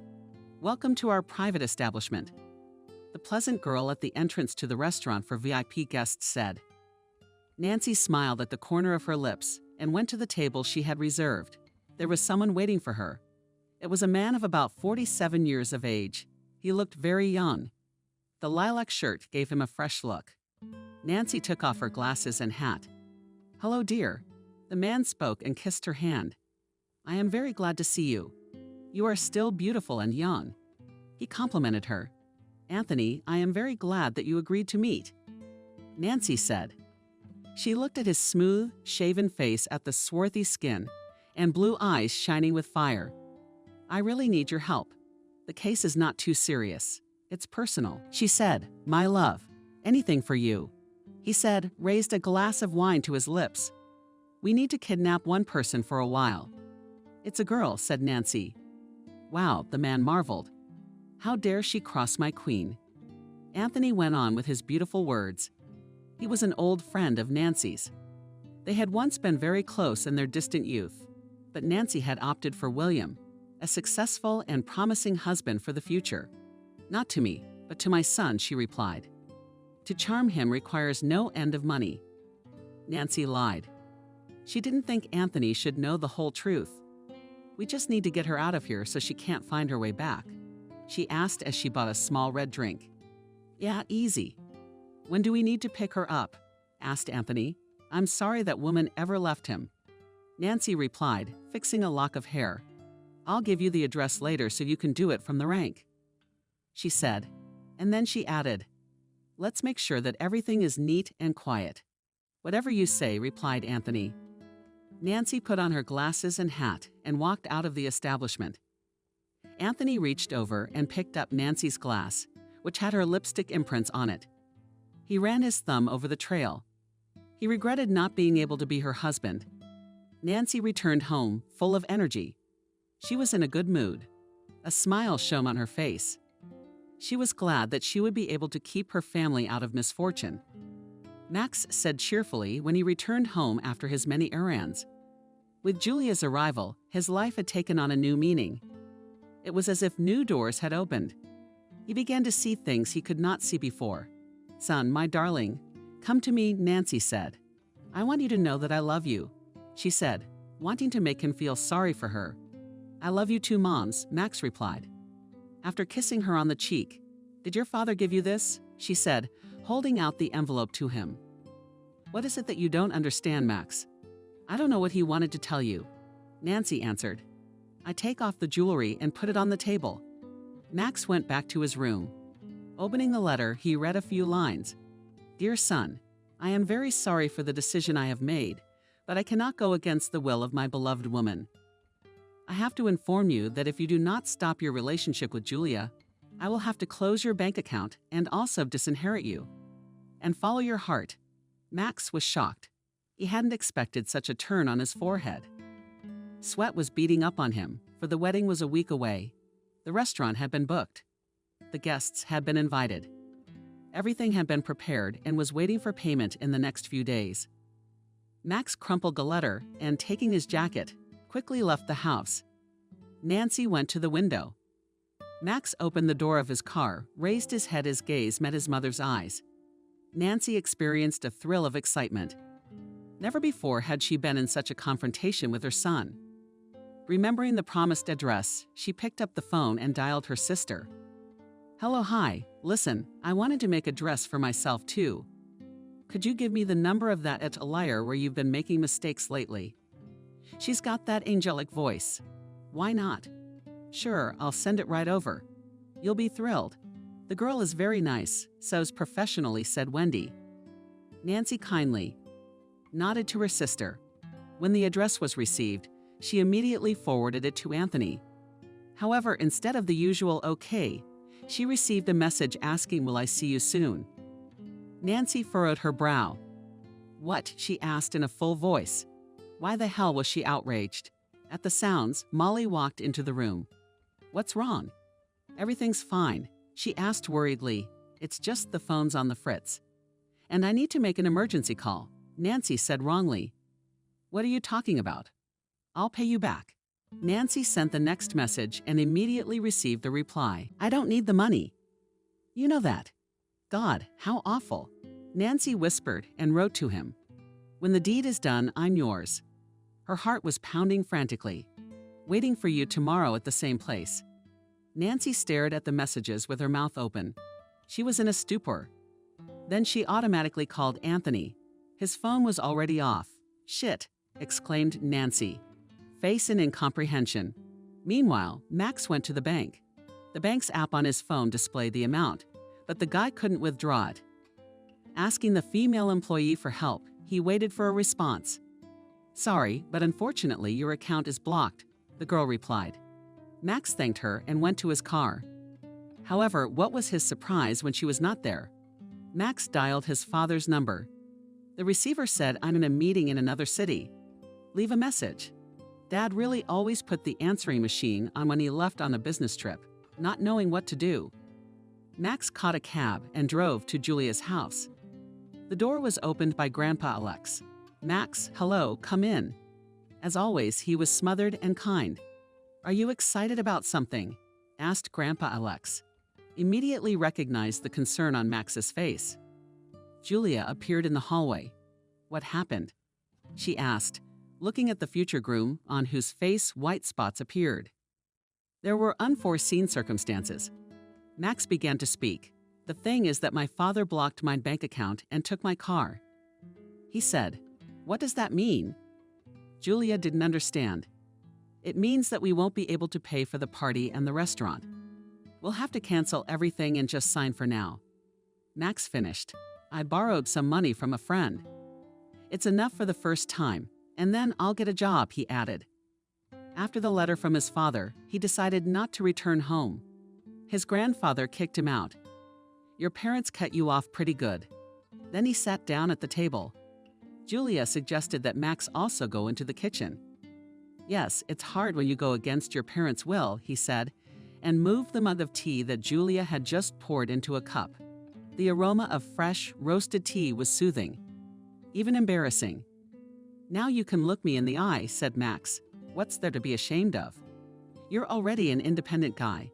It's time to provide for yourself and your future wife. If you call me to the registry office, said Alexa's grandfather.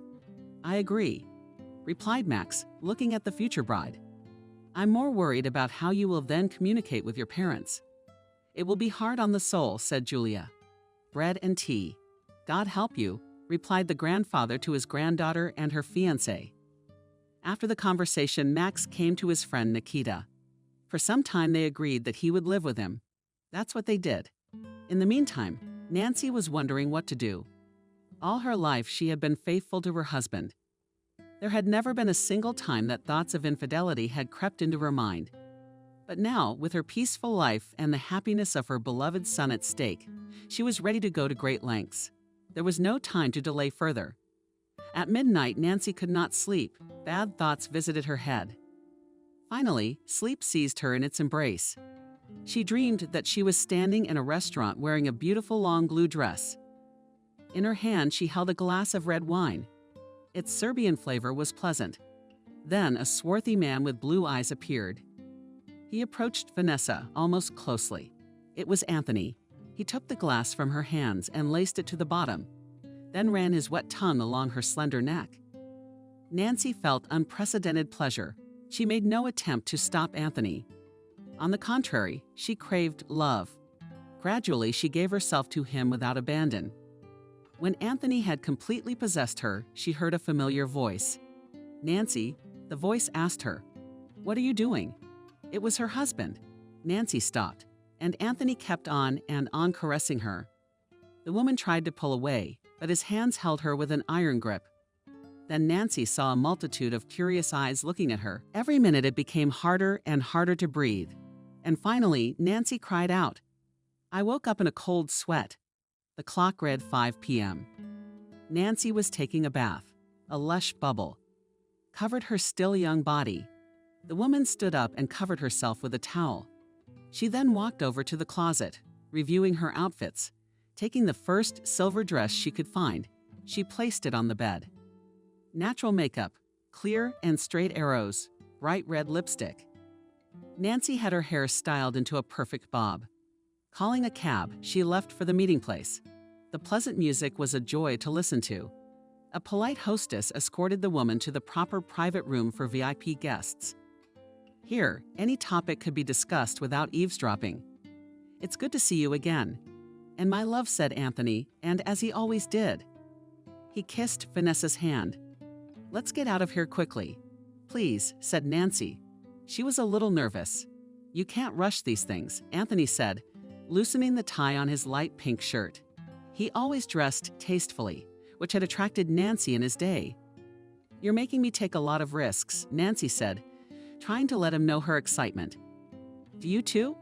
Anthony replied and smiled, placing his large palm over her hand. How about a drink? He suggested, opening the menu. Nancy didn't know what to say. She had no intention of spending the evening with him. However, she had unknowingly entered into a dangerous game.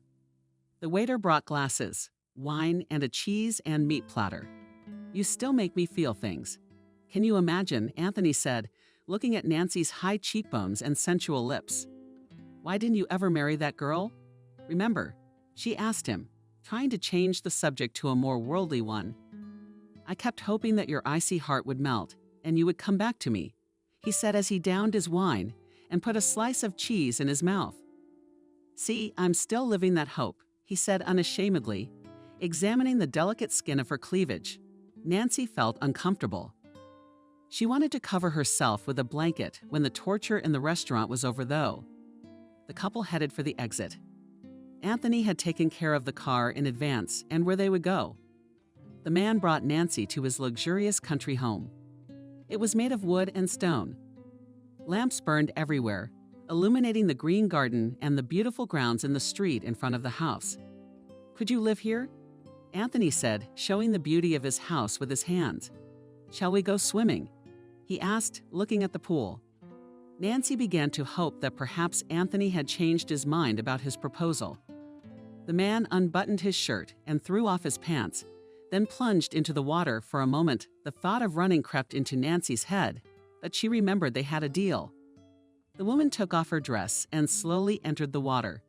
"Good girl," pronounced Anthony under the words "closer." "Relax. Let's just enjoy ourselves." "When was the last time you were easy and direct?" Nancy did not see fit to answer. She floated on her back, all the while following Anthony's movements. "Dial it up," said Anthony. "I'll see you underwater." He dove in and very quickly began to approach Vanessa. The woman swam away from him, but Anthony caught up with her in 1 second and lifted her in his arms. Nancy gasped in surprise. "I like you like this," he said more and snuggled against her body, running his hand through her hair.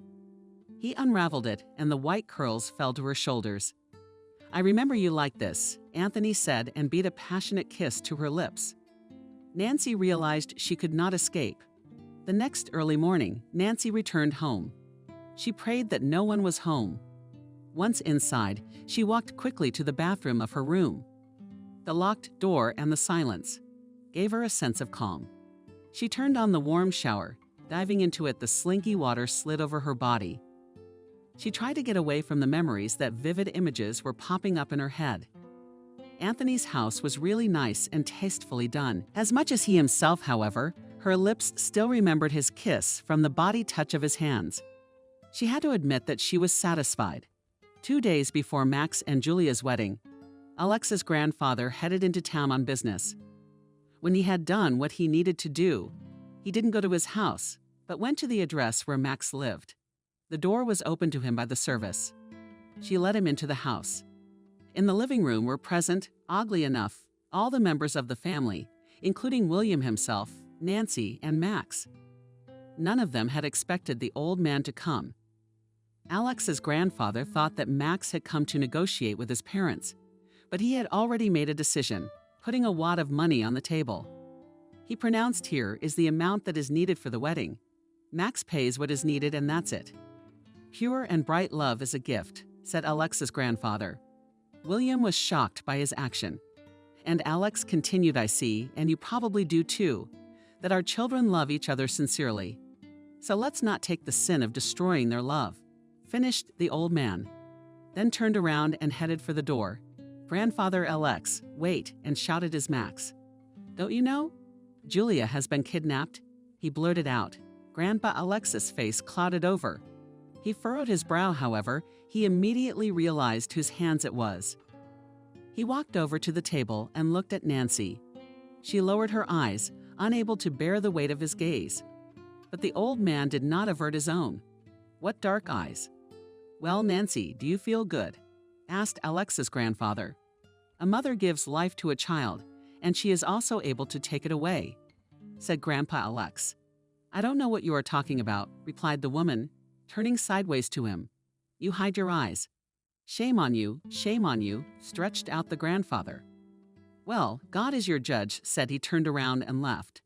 All three of them remained in complete silence. Nancy continued to stare at the table. After the old man's words, she was afraid to meet her husband's eyes. "Mom, do you know something?" Max asked. William was looking at her too. She asked me, shifting her gaze from one to the other. "No more than you do." "I think that old man is crazy," she said. And then, citing the headache, she went to her room. "Dad, don't you think it's strange for a bride to disappear just before the wedding?" Max asked the question strange, not strange. "The man should be searched for," William said. Meanwhile, Nancy locked herself in the bathroom. With trembling fingers, she dialed Anthony's number. "Anthony, where is the girl?" she asked, expecting him to answer immediately. "In a safe place, like you asked. I need you to keep her for a week, a month." Or better a year I'll pay, she said with all her might, wishing it wouldn't be revealed. The greatest reward for me is you. And you know it, said the voice in the tube. Nancy pressed the corners of his lips together. You're not going to blackmail me, she asked cautiously. Why would I? I'll just always be waiting for you to come back. Unless, of course, it's important to you. Sorry I have to go to Julia, he said and hung up. Nancy looked at herself in the mirror. Her reflection was gray and somber. Her eyes glistened with tears. Turning on the water, she tried to calm herself down. Nancy shuddered. There was a knock on the bathroom door from her husband. Honey, you're here. William waited for an answer, teddying himself up. The woman appeared in the room. Everything is all right, William inquired. How can I put it? I'm upset, she said. And why is that? Questioned William. Isn't this what you wanted? He added. Although William knew nothing about the girl's abduction, Nancy tensed. What do you mean? She asked. William moved closer to her and pulled her against him. Nancy couldn't look him straight in the eye. She felt as if William would find out immediately. She's pushing me away, William asked, seeing that his wife was avoiding his gaze. You haven't been yourself since this morning, he said. I'm just wondering if we did the right thing. But it's better this way. I'm sure, said Nancy, turning her head to the right. What's that? Asked William. Where's that spot with the little red dots? On your neck, said Nancy's husband. Nancy broke into a cold sweat. She covered it with her hand. You know, I went in for a massage, and there was this new guy. He gave me a bruise. Nancy tried to get out of it. The new guy, so William repeated. Nancy prayed to herself that her husband would believe her. Then William lifted her chin and looked her straight in the eye. Nancy could hardly stand the look in his eyes. She was afraid William would read everything in her eyes. A moment more and his lips pressed tightly against hers. I have to go away for a couple days. I can't stay. Unfortunately, William said. Keep me in the loop. Her husband finished and, leaving his jacket, left the room. Nancy followed him through the window. At some point, William looked up and Nancy flinched. She didn't want him to see her watching him through the window as William's car pulled out of the driveway. Nancy exhaled with relief. She walked over to the bed and flopped onto her back. Inside herself, she felt a sense of uneasiness from within. Meanwhile, Alex's grandfather came to the police station. He had reported his granddaughter missing. A young uniformed policeman lazily walked to his desk and invited the grandfather to sit in a chair. Tell me if it's missing today, he asked, picking up a ballpoint pen. He played it between his fingers. Yes, all of a sudden it disappeared. The thing is, she wasn't going anywhere. She and her fiancé are getting married in 2 days, Grandpa Alex said, keeping an eye on the policeman. But these are brides. Girls are all worried before the wedding, pronounced the young police officer. Wait, she'll be back. Maybe she went to a girlfriend or something. He said. So Grandpa's lazy. Why don't you go home? The policeman concluded. Afterwards, he held out a phone number and said that if the girl didn't return in 3 days, they would organize a search. 3 days and 3 days can do anything to a man, the old man muttered. But what else was there for him to do? Grandfather Alex stood up and left the office. On his return home, he met his friend Julia with Christina. The girl in dress was waiting for him at the gate. Where did our Julia go? She asked, fending off you and the flies. Christina couldn't get through to her since morning. Is our Julia missing? Answered the grandfather. How did she disappear? I don't understand you, Grandpa Alex. Christina said. What do you mean missing? They had a fight with Max, she asked. That's the thing, everything is fine between them. I went to the city today, then to Max's parents, and he was there too. Max told me that Julia was missing. Her cell phone was off. I stood around, then I went to the police, and I just got home. And Julia was still gone, Grandpa said. I opened the lock with the key. What do we do now? Christina sits down on the chair. She put her hand to her lips, looking from object to object, as if she wanted to find a clue among them. Wait, what to do? Maybe she really will come on her own, Alex said. Nancy. I was lying on the bed with my arms out to the sides. In a matter of days, she had turned her life upside down, remembering Anthony's tender kiss. She ran the pads of her fingers over her lips. There was a knock on the door of the room. The woman flinched. Max appeared in the doorway. "Ah, son, it's you," she said, bringing herself back to normal. "Mom, I wanted to ask you a question," Max said, taking a couple of steps toward her. "Go ahead. I'm listening," Nancy replied, moving over to the couch. Nancy turned to Max so that he wouldn't see the stain that was left by the encounter with Anthony. "Mom, tell me the truth. You didn't say anything like that to Julia. What would make her disappear?" asked Max, approaching her desk where she usually did her makeup. "No, son, no." "Why would I do that with a look of incomprehension on my face?" answered Nancy. "Yes, I admit that your father was cruel to you, depriving you of your money. But it's all for your own good. You'll thank me later," she said. Max had his back to her. He was looking at the various cosmetic items on the table. Then his gaze fell on a piece of paper of exactly the same texture on which the letter from his father had been written. He gently pushed the sheet toward him, and another sheet was revealed, on which something was written in his mother's hand. At this time, Nancy was massaging her whiskey. She wanted her son to see her suffer. "I hear you, Mom, I'm sorry." Max walked over to her. "I love you," he pronounced, and then hurriedly removed himself from her room.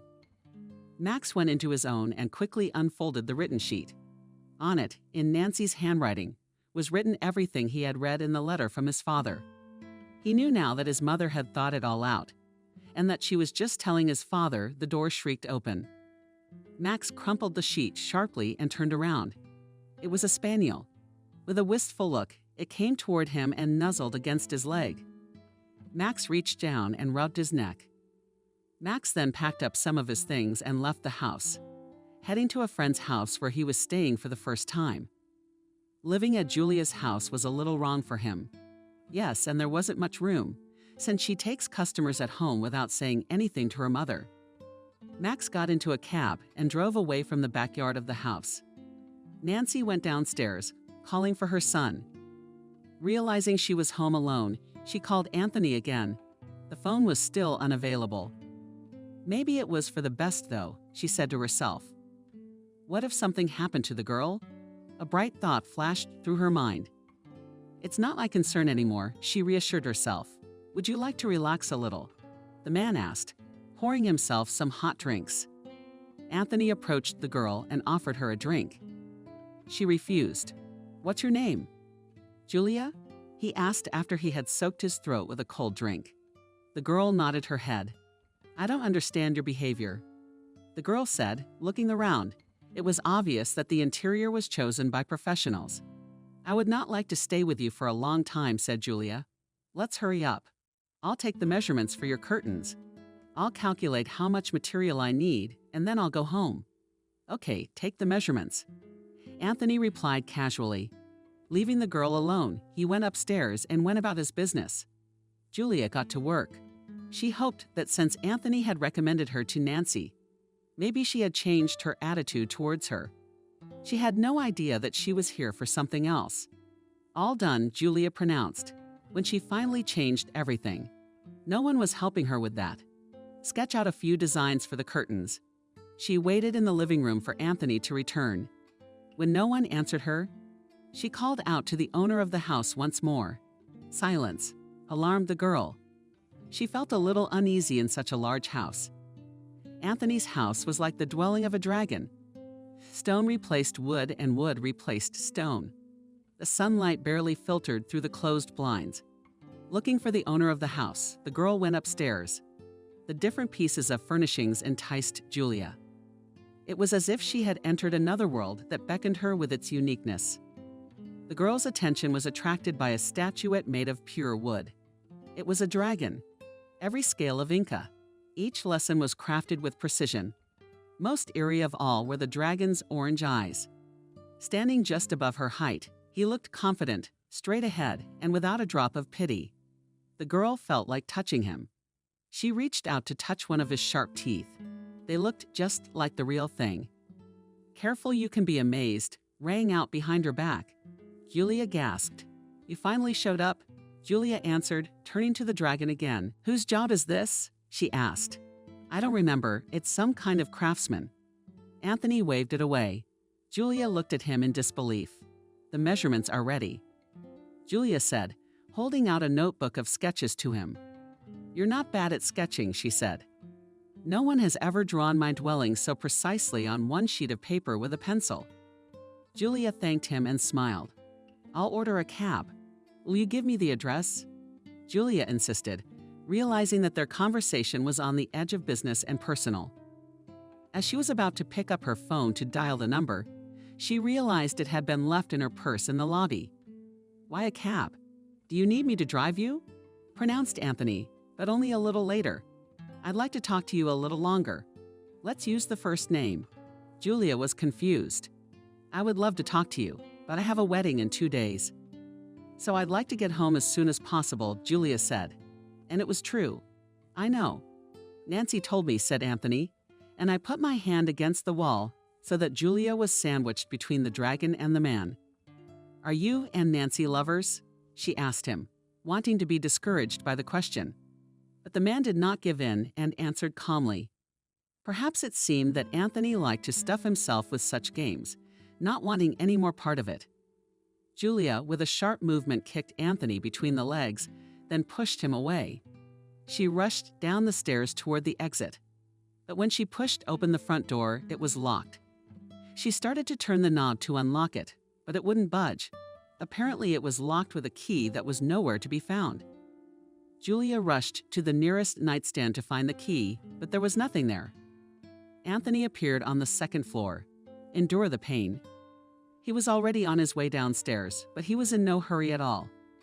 On the contrary, he enjoyed watching the girl desperately trying to find the key. When the man was already a few steps away and the key was still missing, Julia rushed into the interior of the house. She didn't know where she could hide, but ran into the nearest room.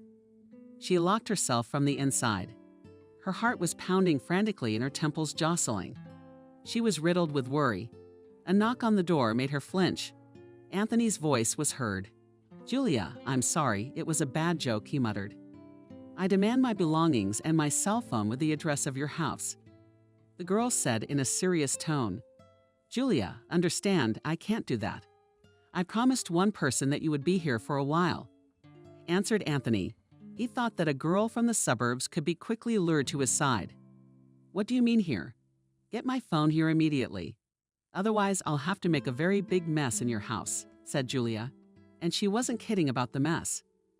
The cleaning lady comes regularly to clean the house, so you don't have to worry, but I can't let you out. I keep my promise, said Anthony. There was silence for a while. And then Julia heard footsteps. And a moment later, the sound of a door slamming shut. The girl realized he was gone. She pulled back the deadbolt, but the door was now locked from the outside. Oh no, Julia said.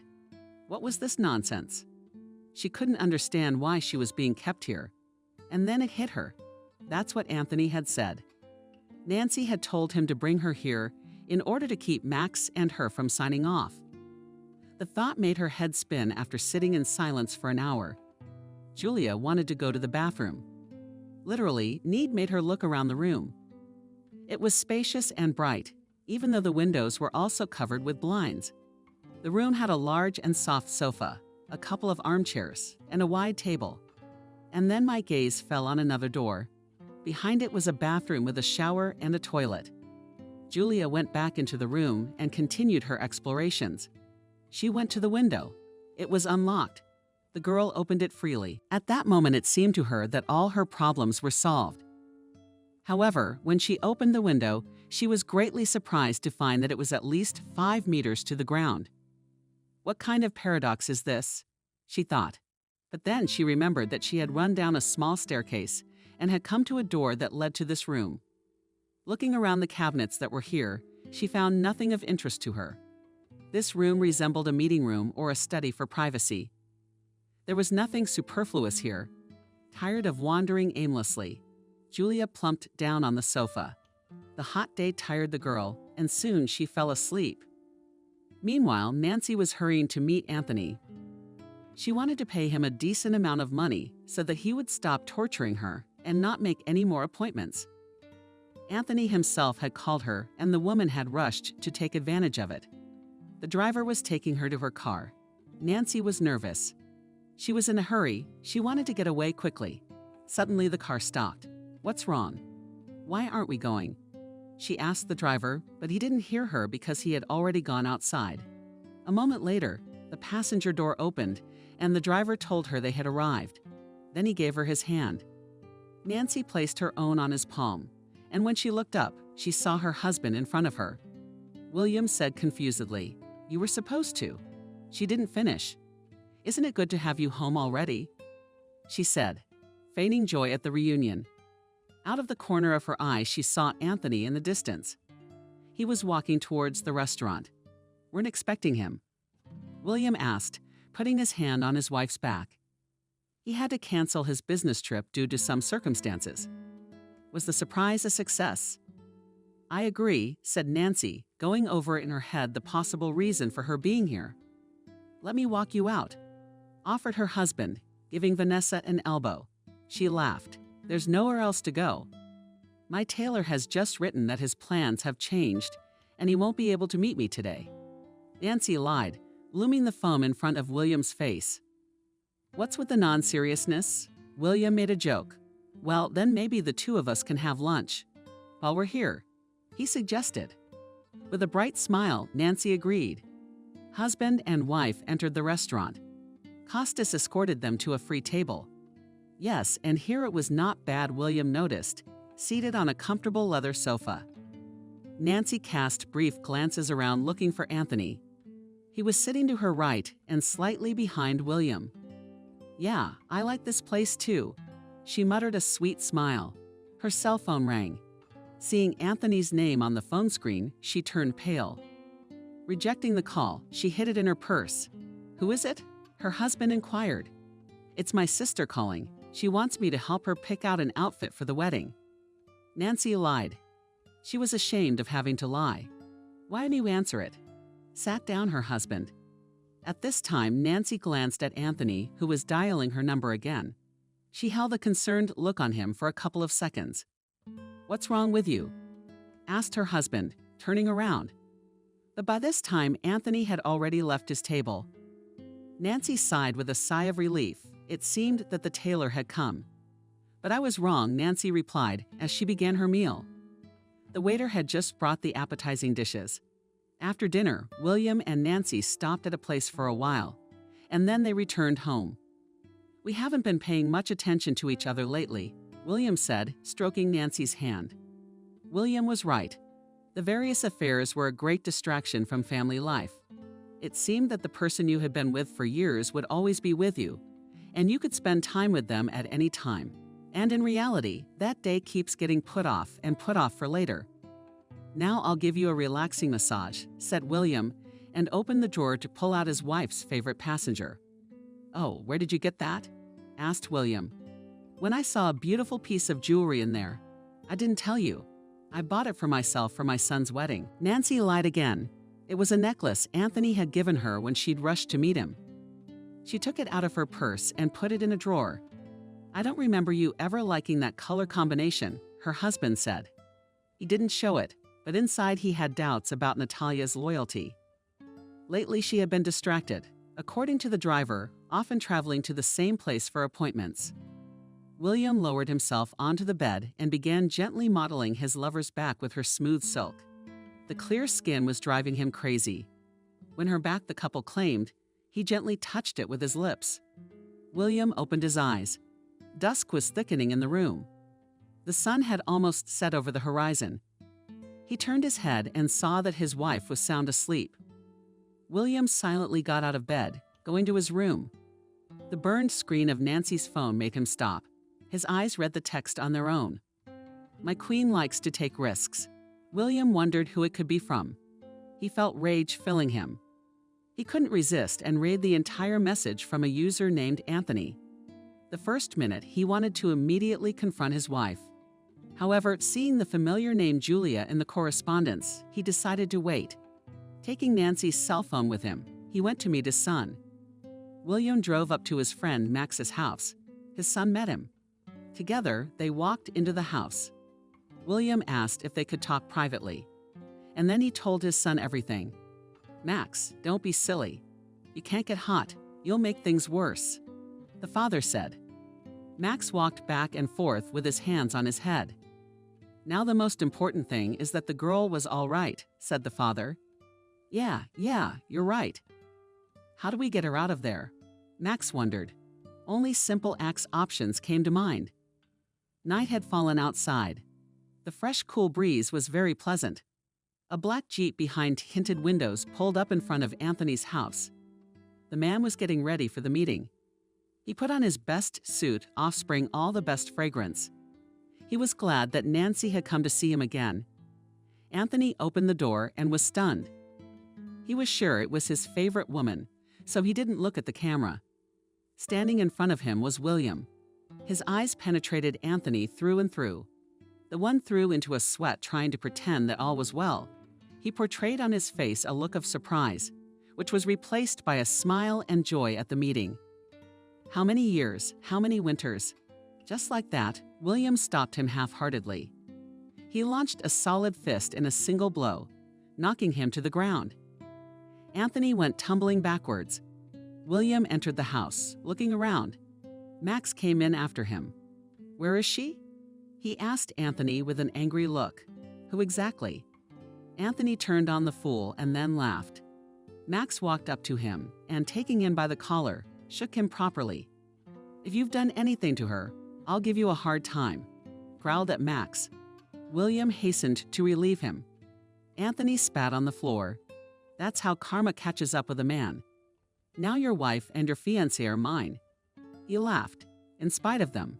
"Julia," shouted Max, and then went upstairs, looking in every room. While the men were downstairs, Julia, unaware that they had already come for her, found something to do. In the corner of the room, she saw a sewing machine, and to calm herself down, she began to sew. The space and conditions allowed her to sew.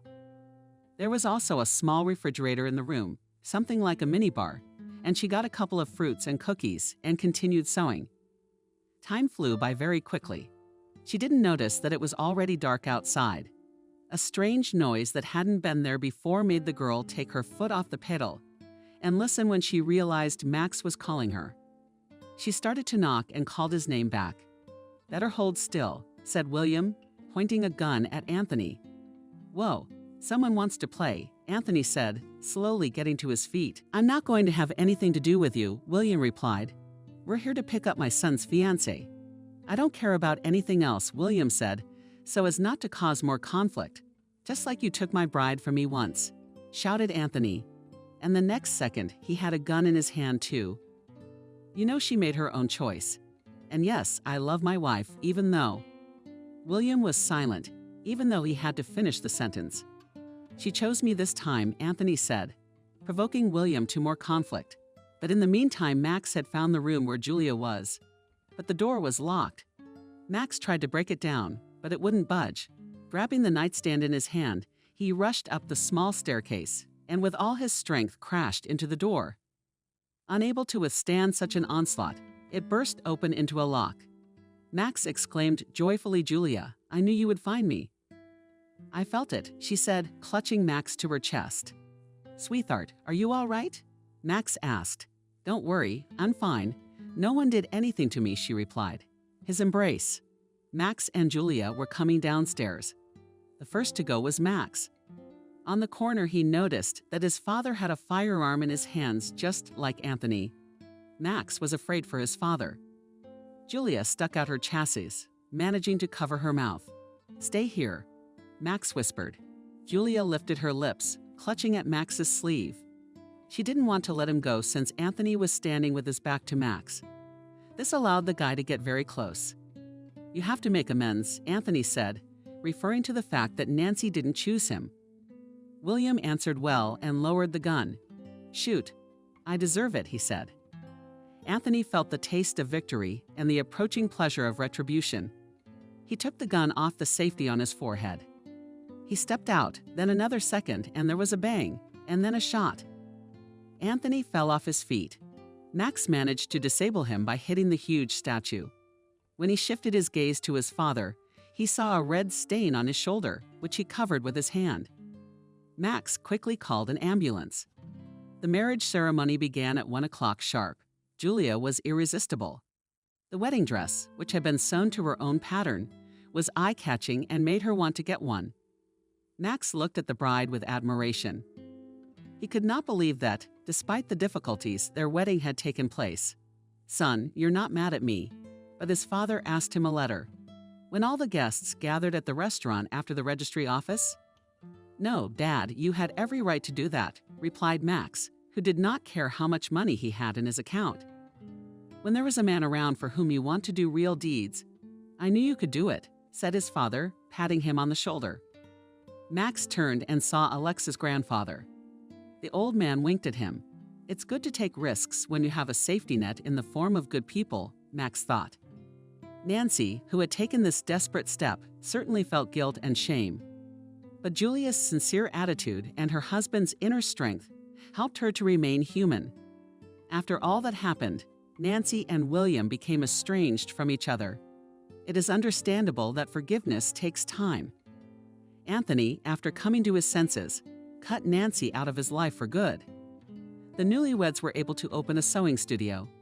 Julia came up with clothing models, created patterns herself, and Max was engaged in advertising and sales, not forgetting about the issue of a fashion magazine.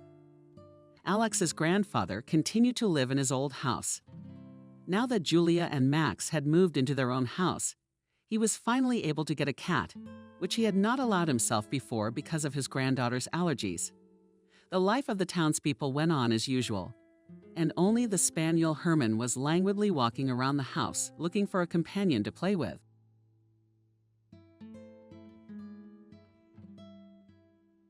Subscribe and click the bell. Evelyn was furious. She wanted to tear, throw, and smash the dishes, especially the one his parents had given her and John for their wedding. The exquisite set produced by the famous porcelain factory was not a pity, and it is desirable to break saucers and cups with recognizable cobalt mesh and heads, unfaithful quite the opposite, the husband and his mistress. Well, and let the beautiful porcelain perish, let the cheaters and vile duplicitous person suffer. That's what they should do. Let even I and Evelyn have to answer for this deed, even towards myself, betrayed by the man I loved. There was no pity. The soul was filled with resentment, anger, and a desire to get even with John, who, as it turned out, had not only cheated her, but also wanted to eliminate her. For him, his loving wife was just an unfortunate obstacle on the way to wealth. This Miranda is good too. Ready to be an accomplice to crime to help her lover achieve a dishonest goal. A burning mixture of emotions was pushing Evelyn to reckless action, but the woman with the remnants of prudence realized she couldn't afford to give in to her emotions. Her tantrum would mean victory for that nasty traitor John and his filthy bedfellow Miranda. To allow her own defeat, Evelyn could not allow herself to be defeated. Wow, just 15 minutes ago I was perfectly happy, and now everything in my life has changed so drastically that I'm dizzy. My husband has a mistress, and this is his Miranda. She personally hired, was always satisfied with the employee, and even provided her career growth. When Miranda complained about the deterioration of her health due to work in the kitchen, and said that she would look for a job in the office, she offered her a place as an accountant. Yes, Evelyn, you're a terrible judge of character. The woman scolded herself mentally. Out of all the options, she chose John, the one who had recently heard with his own ears, so cunningly and cold-bloodedly discussing with his mistress a plan to eliminate his wife. I want him to be so cunning and judicious that the law enforcement agencies have no questions for him because of his wife's premature death. Miranda, yuck, she's giving advice too. Interested in ridding her lover of his legitimate wife? Well, he's good. He wants to arrange the case in such a way as to stay in the maximum benefit, almost no effort. That's where his law degree comes in handy. Although, as far as I know, John wasn't involved in criminal cases. But I can't say that I know him at all. How could I have ever imagined that in the company of his mistress, my husband would dare to eliminate me? Besides, who knows what kind of connections he has? It's quite possible that this nasty couple will manage to arrange the whole thing so that she, Evelyn, will go to the grave, and they will live happily ever after. Yeah, they're dangerous enemies. That's why we can't let these vile creatures know what they're up to. Otherwise, they will act even more secretly or accelerate the realization of a despicable plan in life. It is necessary to keep a cool head in order to expose the traitors without the possibility of getting away with it. Both John and Miranda must suffer the punishment they deserve for the dastardly deed they have so carefully planned, especially since the price of their success will be her life. An apartment and a little but still already profitable business. And after all, how wonderful and romantic everything began. The upset woman felt that tears were about to flow from her eyes and hastily parked the car in the parking lot in front of the nearest grocery store. Leaning back in her seat, Evelyn sank into her memories. During the period when she had met John, Evelyn's mood had been far from romantic. She was surrounded by the whirlwind of business associated with opening her own cooking shop, which planned to prepare baked goods from homemade recipes. Of course, it was much more complicated than using some already promoted franchise, but it was just such an original bakery. She planned to organize together with her childhood friend Molly. Their kind and trusting relationship had developed in high school, and then, although they had scattered to different colleges, they had kept their friendship almost unchanged. It was surprising, but romantic. And often flying in the clouds, Evelyn did not irritate straightforward and pragmatic Molly, and her serious advice often helped to avoid trouble. The tandem of such dissimilar girls was perfect, and in the cafe their roles were distributed long before the opening. Molly, who had a profession of accountant, was ready to take on all money matters because she knew them and even, surprising her friend, with love and attention, shared the delight of a successful debit and credit. Evelyn, who had been trained as a pastry chef just on the profile of the conceived enterprise, by that time had already worked for several years in a quite decent institution and learned many valuable nuances, about which nothing said teachers in college. With the registration of the company and the initial capital, the girls were greatly helped by their parents. But both Evelyn and Molly put out to the maximum, but it was still difficult. Far not stupid Evelyn very quickly realized that the experience was clearly not enough. Being an employee is much easier than managing everything yourself, but there was nowhere to retreat to, and the girls strived for their goal.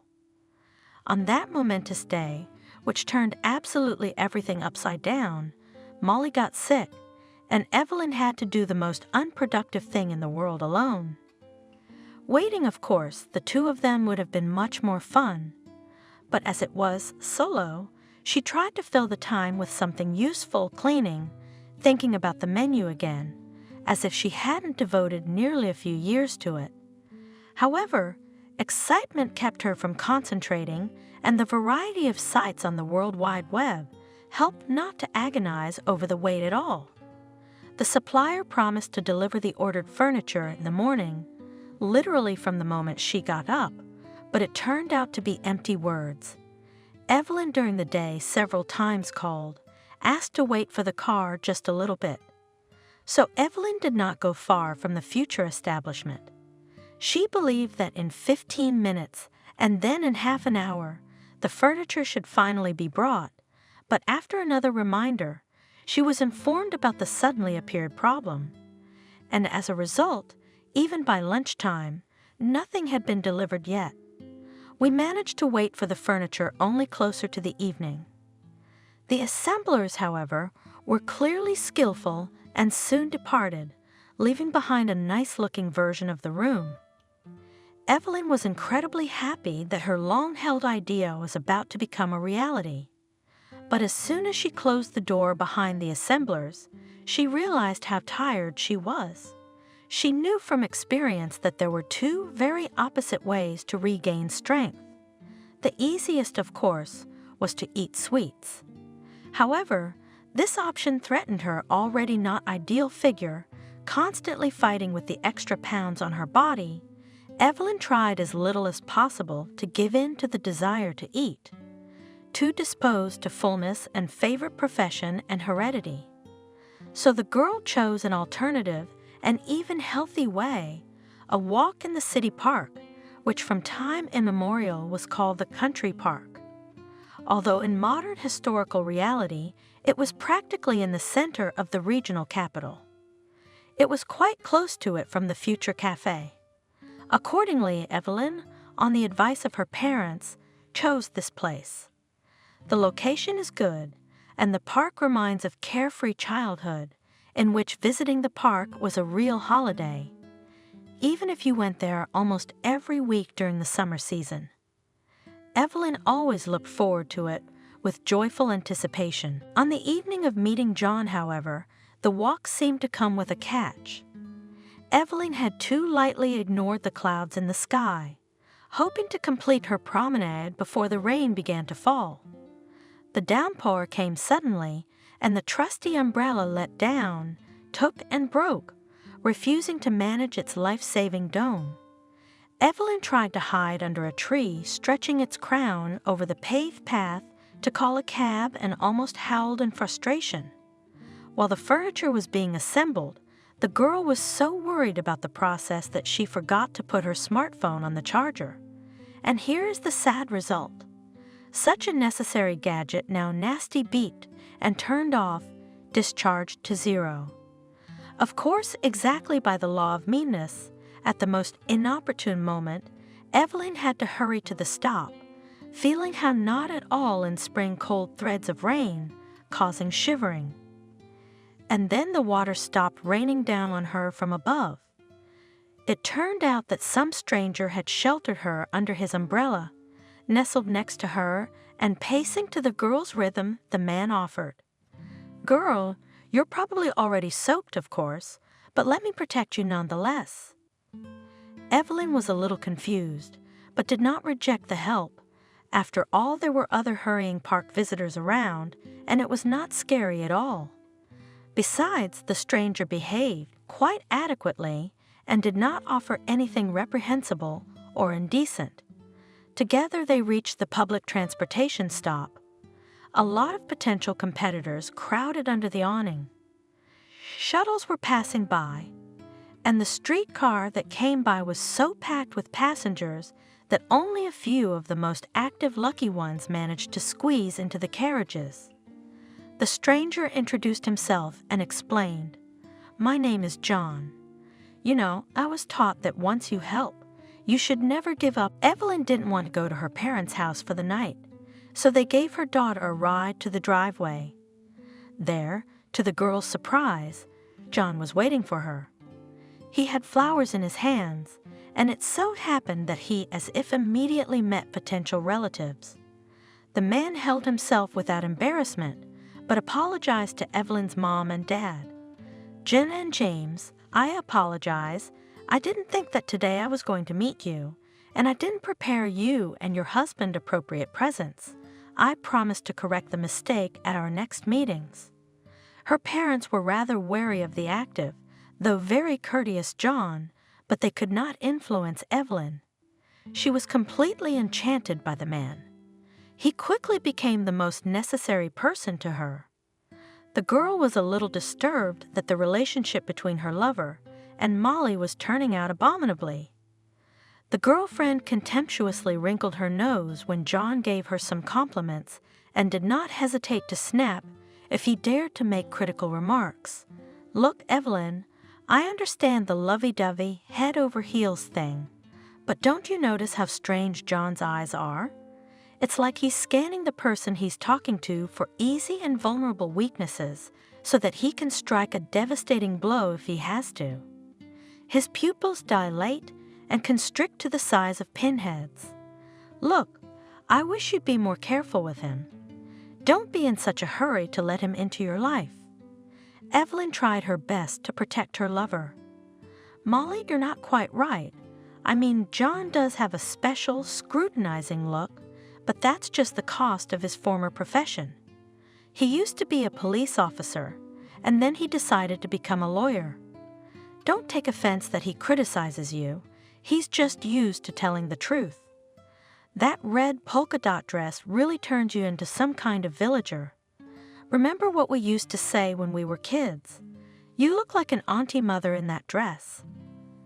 Evelyn did not even notice that John really often hurts and pokes, mocks her friend without any good reason. The walks together had stopped almost immediately. The man seemed to be polite, but managed to irritate Evelyn, causing an unpleasant feeling of jealousy because of the numerous and intrusive questions he asked her friend. He was interested in absolutely everything: where she studied, where and with whom she lives, what kind of accounting experience she has, and even in what store she prefers to buy clothes. In the end, he was tired of answering. Molly, who was not known for her humility and patience, burst out. "John, why on earth would you think I'm in your office being interrogated? Look around. We're in the lobby of a movie theater with Evelyn. You give her your attention and leave me alone. I'm sick and tired of your questions. I'm tired of making excuses for something I didn't do." After that, the girl hastily said goodbye to her friend and went home, not listening to the entreaties to stay. Since then, Molly generally tried to avoid communicating with her unpleasant person. Of course, it was impossible to completely exclude meetings, but she tried not to talk to John and even sometimes frankly ignored the questions he asked her. By the fall, the cafe had become a success. There were regular customers, including not too wealthy, but many students from the nearby university. Evelyn was overjoyed. Judging by the figures Molly had shown her, there was already a net profit. It wasn't much, but it was good. "We haven't recouped our investment yet," the accountant reported. "But if things continue at the same pace, then, according to my forecasts, by the beginning of February, we'll recoup everything and work in the plus. I'll have to think about it. Maybe we could do something special for Christmas." Evelyn understood that she had to work even harder so that the stable high income would allow her small team to be proudly recognized as a winner. Therefore, the quality must not be reduced and the assortment must be renewed. Her friend's idea turned out to be successful, and soon technological maps for painted holiday gingerbread were already being developed. Simultaneously with the growth of profits, another joyful event took place. John made Evelyn a proposal to marry him, and she, without playing the popular girlish coquetry, "Olga, I need to think," immediately responded with consent. Molly, on hearing the news, wrinkled her pretty face and gave her friend a shocked expression of her feelings on the subject. "I feel for you, Evelyn. That slippery John is clearly not out of love for you, insisting on getting married." Evelyn was incredibly offended at the time. "So you think I'm impossible to love? Is it because I'm fat? Well, you should know that John is perfectly happy with my figure." Molly tried to justify herself. "I'm not talking about your looks. You're fine with them. Although I noticed that in the morning, instead of a croissant, you chew oatmeal cookies with coffee without adding sugar and cream. I just suggest you take a closer look at how John behaves when he thinks no one can see him. It's like he's doing calculations in his head all the time." Evelyn got defensive about her lover, and finally that conversation ended in an ugly spat between the friends. They almost stopped communicating, except for work matters. However, Neither the quarrels with her best friend nor her mother's requests to take a break and think did not affect Evelyn's decision. She perceived doubts in the groom as an insult to her personally. The girl was infatuated with John and married him. The only thing she went against her fiancé in was his desire for a prenuptial agreement. Why to romantic Evelyn seemed that it lowers the bright feeling of love to a pragmatic deal. John did not insist, but at his gentle request, the gift money was used to buy the family car.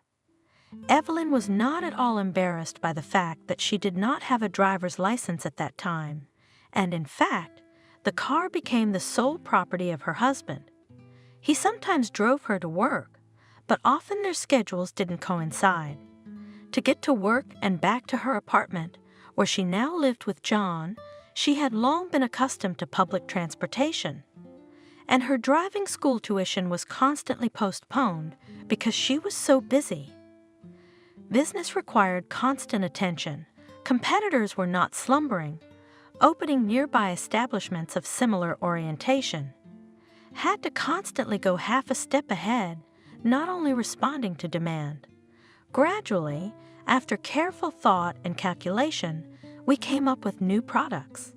Some ideas turned out to be unsuccessful, but in general, the development of the business pleased both the owners and those who received jobs and decent wages.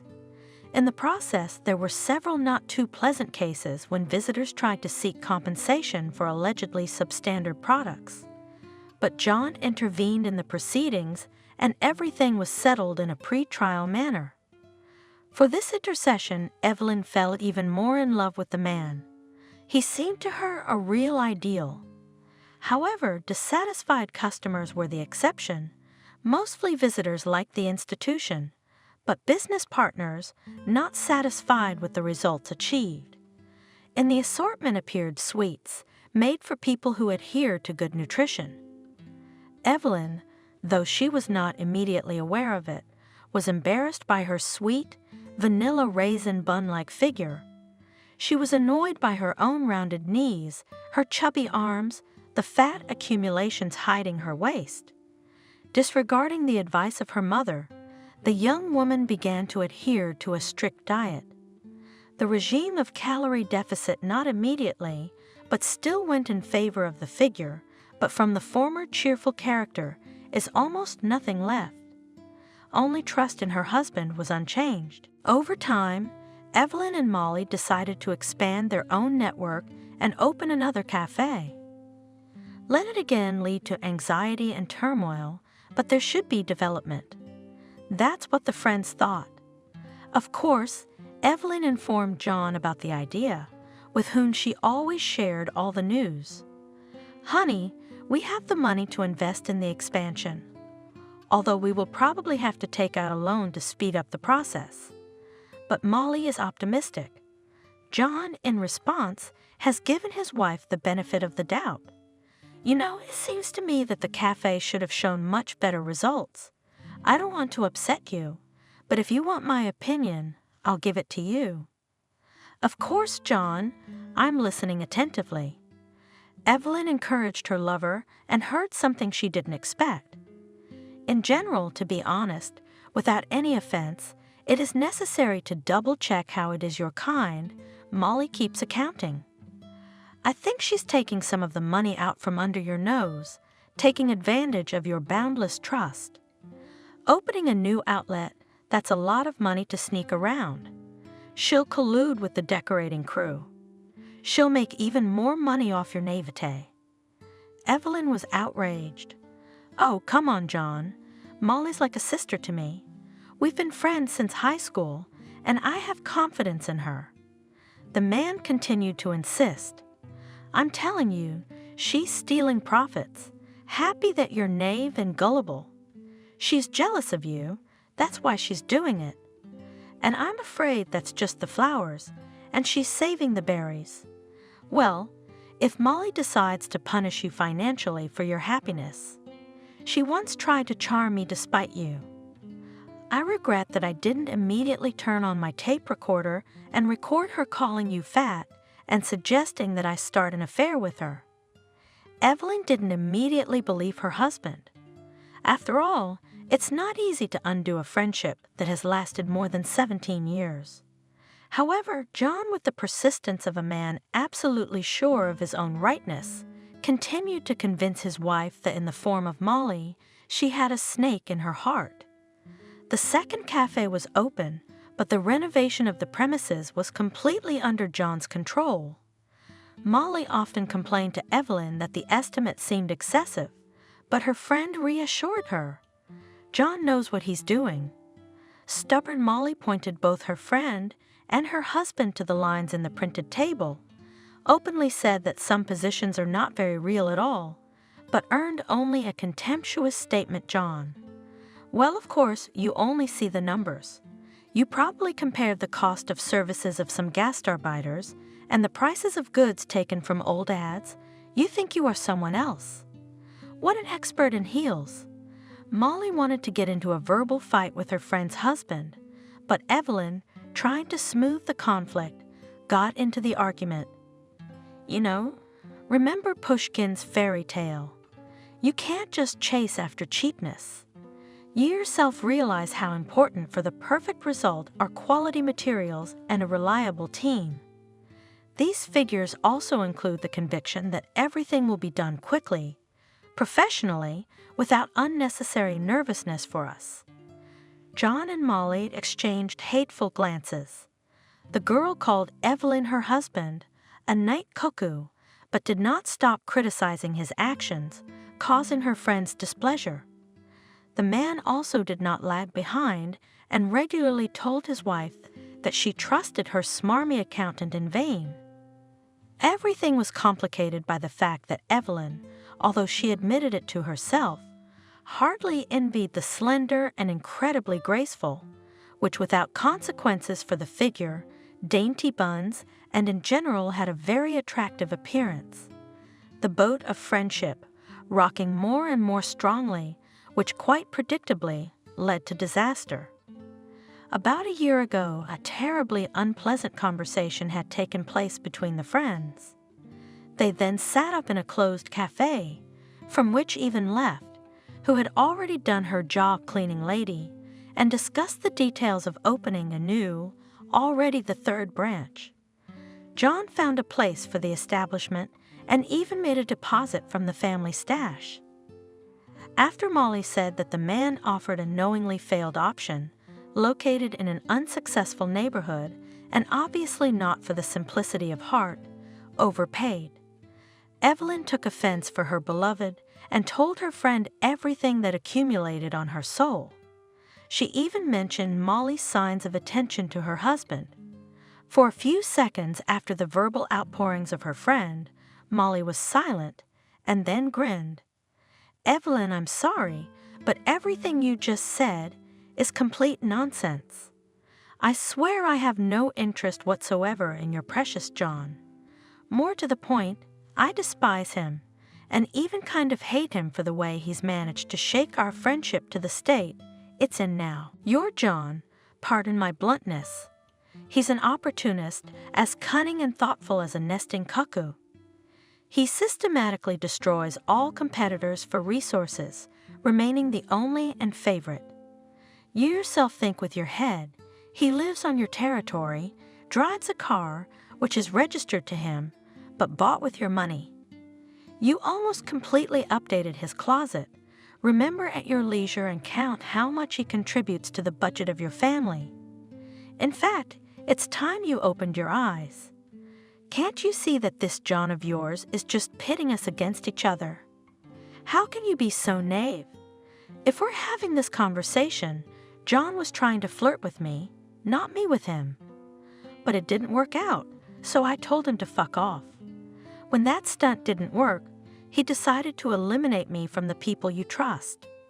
Well, I'll tell you what. I vouch for my work. Everything in our business is good with accounting. Even an additional independent audit you can order. But I'm warning you, it's a waste of money. If all you care about is John's peace of mind, then we're not going anywhere. I'm sick and tired of him meddling in everything, even in matters he has no idea about and turning you against me. So along with the accounting firm, get an accountant. After this total distrust, it's unlikely we'll be able to continue working as before. How then Evelyn was angry, indignant, and a little frightened. After all, John had warned her that this was exactly how Molly would respond. So her husband was right about everything else. The audit was conducted. No irregularities were found. And no matter how hard Evelyn tried to talk her friend out of quitting, Molly was adamant. The question of her share in the business was also solved when Evelyn, with the help of John of course, stammered that she was ready to pay a certain amount. In addition to the share of authorized capital, the girl agreed, although in her eyes was clearly visible contempt. "I hope you realize what you're doing." Coldly, Molly said, "I refuse my participation in the business and leave the founders only because I do not want to have anything to do with the family, which is ruled by a despicable man. I just want to give you one last warning. Don't dissolve into him. He's not the kind of man you can trust unconditionally." As it seemed so convenient at the time, Miranda, the pastry chef, told the owner of the cafe that her health was making it difficult for her to work in the kitchen. She took Molly's place. And Evelyn simple-mindedly all this year did not even think about the fact that everything was somehow successful and well put together. She just had no time to think again, and she couldn't suspect her husband. She still loved him blindly. John had become everything she could be: lover, friend. There was no one in the spacious hall, and the woman was ready to shout a greeting, but suddenly she heard her husband's voice in the hall, potentially suitable for the kitchen. Not understanding what had come over her, Evelyn tiptoed closer and realized that John was speaking not to the builders, but to his mistress, and it seemed to be her, his lawful wife. Most of all now I regret that in due time I did not persuade this cow in love to sign the contract. I would have laid it out so well that it would have been hard for her to figure it out, and after the divorce she would have been left with nothing. Then you and I would be on fire, but for now, it's just the way it is. The familiar female voice, which Evelyn easily recognized as her accountant Miranda's, rebuked her crankily. "Let's at least go out tonight. Go for a walk or rent an apartment, shall we?" "It's a bit extreme." John sighed expressively. "Oh, Miranda, I'd invite you over. But my wife's mother might show up at the apartment at the worst possible moment. Her lovely daughter will be here tomorrow, and she'll think of all sorts of fatty goodies. She herself is fat, and she has raised her daughter the same way." Miranda's voice spoke again. "Well, John, you're not quite fair. Yours has lost a lot of weight lately." Unaware that Evelyn was standing a few meters away from him, John laughed. "Well, scrawny cow, not yet a quivering doe. Sagging skin, though she's trying to do some exercises, but she's got a nasty temper. That's like you, not a woman, but a feast of the soul. And body." Miranda said flirtatiously, "Yes, Miranda and body. I myself would like to enjoy your company in a comfortable environment, but for now I have to hide. But that's okay, we'll bury this fatty and take every penny." Evelyn held on only on moral willpower. There was a great desire to appear in front of her lovers and express their indignation, not shy in expressions. However, the next phrase Miranda literally made stick to the floor. "No, John, it is desirable to cremate Evelyn. Then we can live without fear.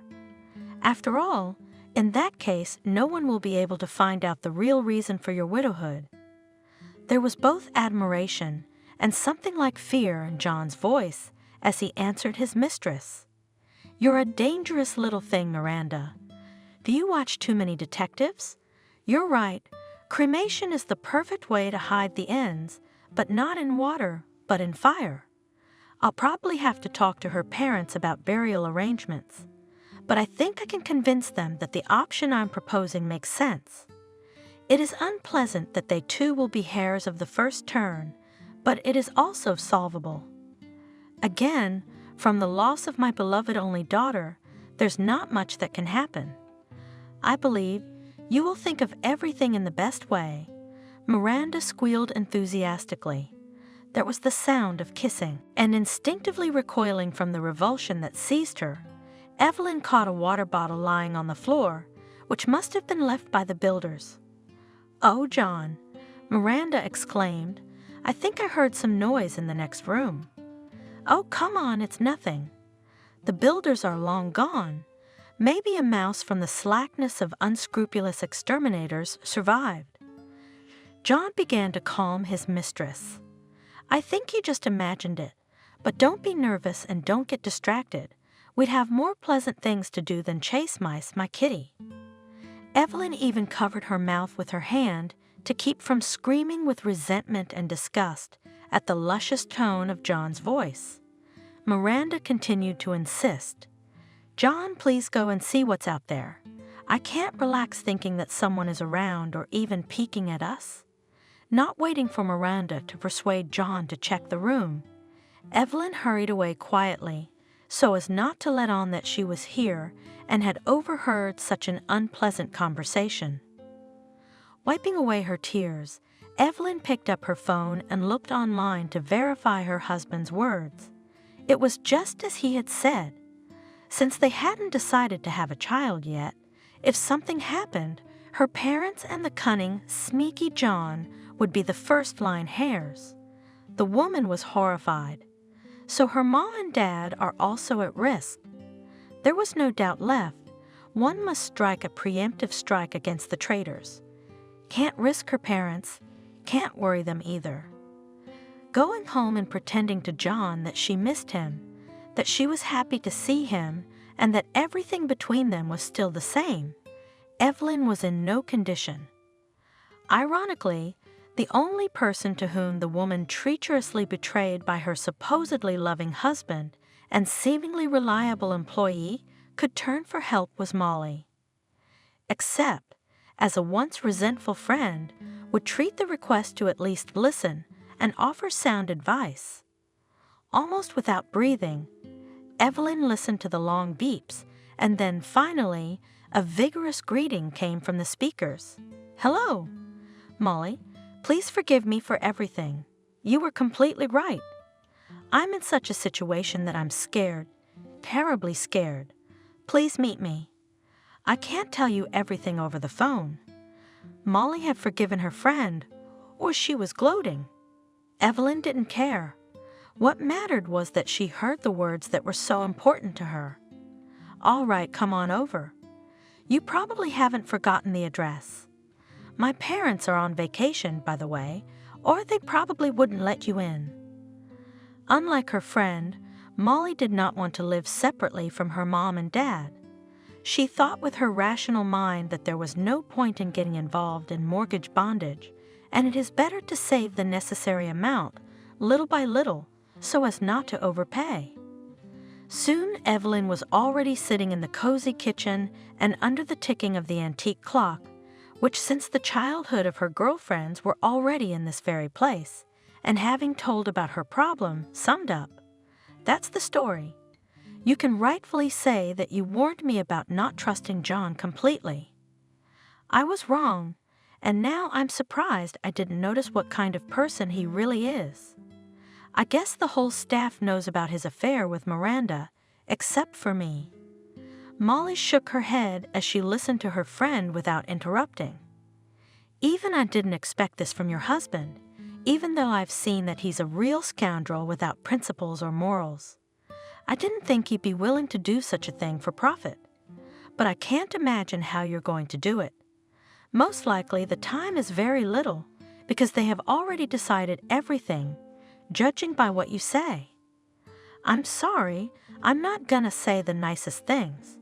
But since they're agreeing on cremation, it's likely that poisoning will be the method of your elimination. Probably the best solution would be to move out of your own apartment for a while and strictly forbid any food or drink from John and Miranda's hands. But there's a catch. Your enemies may not slip the poison directly, but simply place it within reach. Going to the police is probably useless and maybe even more dangerous than dealing with John on your own. I understand you didn't make a tape of the conversation between your husband and his mistress. And on top of all that, he may still have friends among the police. It's your word against his word, so it's a pretty good bet. John is a lawyer, and things may not work out in your favor. I'm also concerned that your parents are at risk. Even if you leave, as if on a long business trip or on vacation, they can override their plan and take care of Jenna's uncle and aunt, who, if it happened to you, would be heirs of the first turn. Feel sorry for them, and frankly for you too. You got yourself into this John of yours. Now you're gonna have to work hard to get out of it without getting hurt. So you can't run away, and it's dangerous to make a scandal right now. I don't know how the sweet couple of lovers will act then. We will have to win by cunning, but we must think it over very well. The friends began to think over the options, but the conversation was interrupted by Evelyn's call. It was John. Answer it, but don't talk to him for long, or he'll be able to sense something wrong from your voice. Tell him you're tired and you're going to bed. Molly whispered her advice for some reason. John spoke to Evelyn sweetly and sympathetically. She almost began to doubt that she had recently heard with her own ears how her husband dreamed of the happy life of a rich widower, just as her friend had advised. The woman was more silent than speaking, and seeing the eloquent glance to wrap up, quickly ended the conversation by imitating a yawn. "John, I am terribly tired today. See you tomorrow." Making sure the call ended, Evelyn put the smartphone down on the table and grimaced, trying to hold back the tears that were bursting out. How could anyone lie so perfectly? If I didn't know he was dreaming of getting rid of me, I'd actually believe what he said about the separation being unbearable for him. Lies, so cynical, deceives, so unprincipled, speaks tender words, even with the slightest intonation, without revealing his true feelings and desire to destroy me. What kind of man is he? Molly consoled a friend who had almost become an ex for good. Unfortunately, it was obvious to everyone but you that your chosen one was a fruit. You didn't listen to anyone's advice, but there's no time to regret the past. You have to do something in the present, so as not to get into an even more difficult situation. Evelyn was horrified at how Molly was calmly studying the situation and only managed to ask something. What am I supposed to do?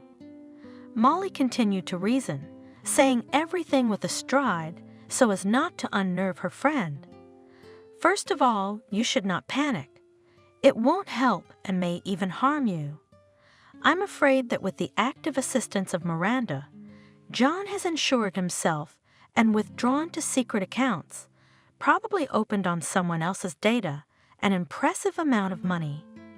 Of course, if they expect to eliminate you completely, maybe they didn't make unnecessary movements. What's the use of making a fuss, and in case of unfavorable circumstances, risk being caught? If after a short wait, you can get a much bigger payoff. Anyway, the first point of our plan is to find out the details of their conspiracy. We need information like air, but only time, as I understand it, is short, catastrophic. I cannot even think of the right thing to do. Probably, it will be better to be reinsured, and your parents should be sent somewhere on vacation until everything is resolved. It will be necessary to lie low, to catch all the oddities, to reliably denounce the traitors. It would be nice to be able to listen in on John's conversations. But unfortunately, I don't know anyone who can get such equipment quickly. Do you? Evelyn shook her head. Neither do I.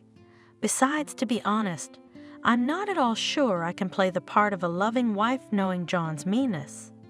I'm both scared and disgusted at the same time. Molly questioned the reliability of the strategy she had devised. Yeah, I didn't realize that. You have everything on your face as well as on the screen, so we have to go to the bank. And the key to this scenario is surprise and a support group. Ideally, tomorrow morning, when John comes out of your apartment, by the way, the locksmith called by you urgently changes the locks. It is unlikely that your husband has had time. Poison added to your favorite coffee or other foods that only you consume. But categorically, I would not exclude such a possibility. So Evelyn better update your grocery stockpile for good measure. Next, to catch Miranda by surprise, you need to somehow lure her out of her workplace so that she, unsuspecting, has no time to clean up unwanted data or even delete it altogether. Well, next you file for divorce and the procedure of property division begins. Perhaps it will be problematic, but it will be a battle, as they say, with an open mind. On accounting, if you still trust me, I can check everything or independent auditor's order. I think the chances of success are quite real. You could file a police report just in case John makes an attempt on your life, but he'll probably be afraid to act directly. Evelyn confessed. Molly, I prefer the second option. I can't play that kind of game. Molly shrugged. Well, that's fine. You're a straightforward and honest person, though you're easily influenced. So now let's go to bed, and tomorrow we'll do great things. Let's make a prior arrangement with the locksmith to have a locksmith on standby. Evelyn didn't know how to thank her friend, who had managed to forget the bitter insult she had suffered. All words seemed pathetic and empty. She was stunned by the breadth of Molly's soul and apologized again for having jeopardized a long-standing friendship because of a man who turned out to be a scoundrel. In the morning, Molly warned the head of the firm where she worked that she would appear at lunchtime, and together with Evelyn went to her apartment. John was already gone, and while the locksmith arrived to change the lock of the friend, they sorted out the products that could potentially be dangerous. They put jars and boxes into bags, and then got busy dumping John's belongings into suitcases. By the time the hired man handed the landlady a set of keys, everything was packed. After locking up the apartment, the girls drove to their first cafe, which had once been their joint project. On the way, Evelyn sent a text message to her accountant asking her to drive up to the building where the renovations were taking place. After making sure Miranda had left, the girlfriends entered the premises. Molly immediately began to study the information on the computer, since her successor had not even bothered to change the password. Evelyn, meanwhile, dialed the number of her mother, whom she didn't dare to upset last night, briefly explained the situation to her, and asked her not to answer John and his parents' calls if possible, and to leave town for a while or at least take care of the security measures. Evelyn, don't worry about us. We've been through worse than this. If anything, be sure to call us, we'll help you. Give my love and thanks to Molly. Your father and I will be there tonight, and even sooner if necessary. Evelyn thanked her mom and promised to keep her in the loop. She ended the conversation. Molly had by now found the documents necessary to expose the dishonest accountant and change the password on the computer so that Miranda, when she came to her senses, would not be able to fix anything. The bustling life of the cafe went on as usual, and the staff had no idea that a real coup was underway. Jean was very surprised when he heard from Evelyn, who called him that she was filing for divorce. That's a very funny joke, my love, but today I dare remind you it's not April 1. Well, I've got a lot to do, so you can explain at home tonight what went through your charming head. All right? Kisses, my puffy. Evelyn looked at her friend in bewilderment. He didn't think I was serious about the divorce. Molly grinned not too kindly. He's sure you're still madly in love with him. But as far as I can tell, he's probably on the phone with his mistress at this very moment to see what's going on. The nasty couple will be here soon. Most likely they will come one at a time. Molly wasn't wrong. The friends had barely had time to sip a cup of coffee with the novelty of the menu when John appeared in the office. The man's handsome face, for a split second, contorted with a grimace when he saw his wife in Molly's company. However, he instantly took control of his emotions and said hello to his wife and then to her friend. "Evelyn, I insist that you explain to me what happened on the business trip. Except this conversation is clearly not for anyone's ears.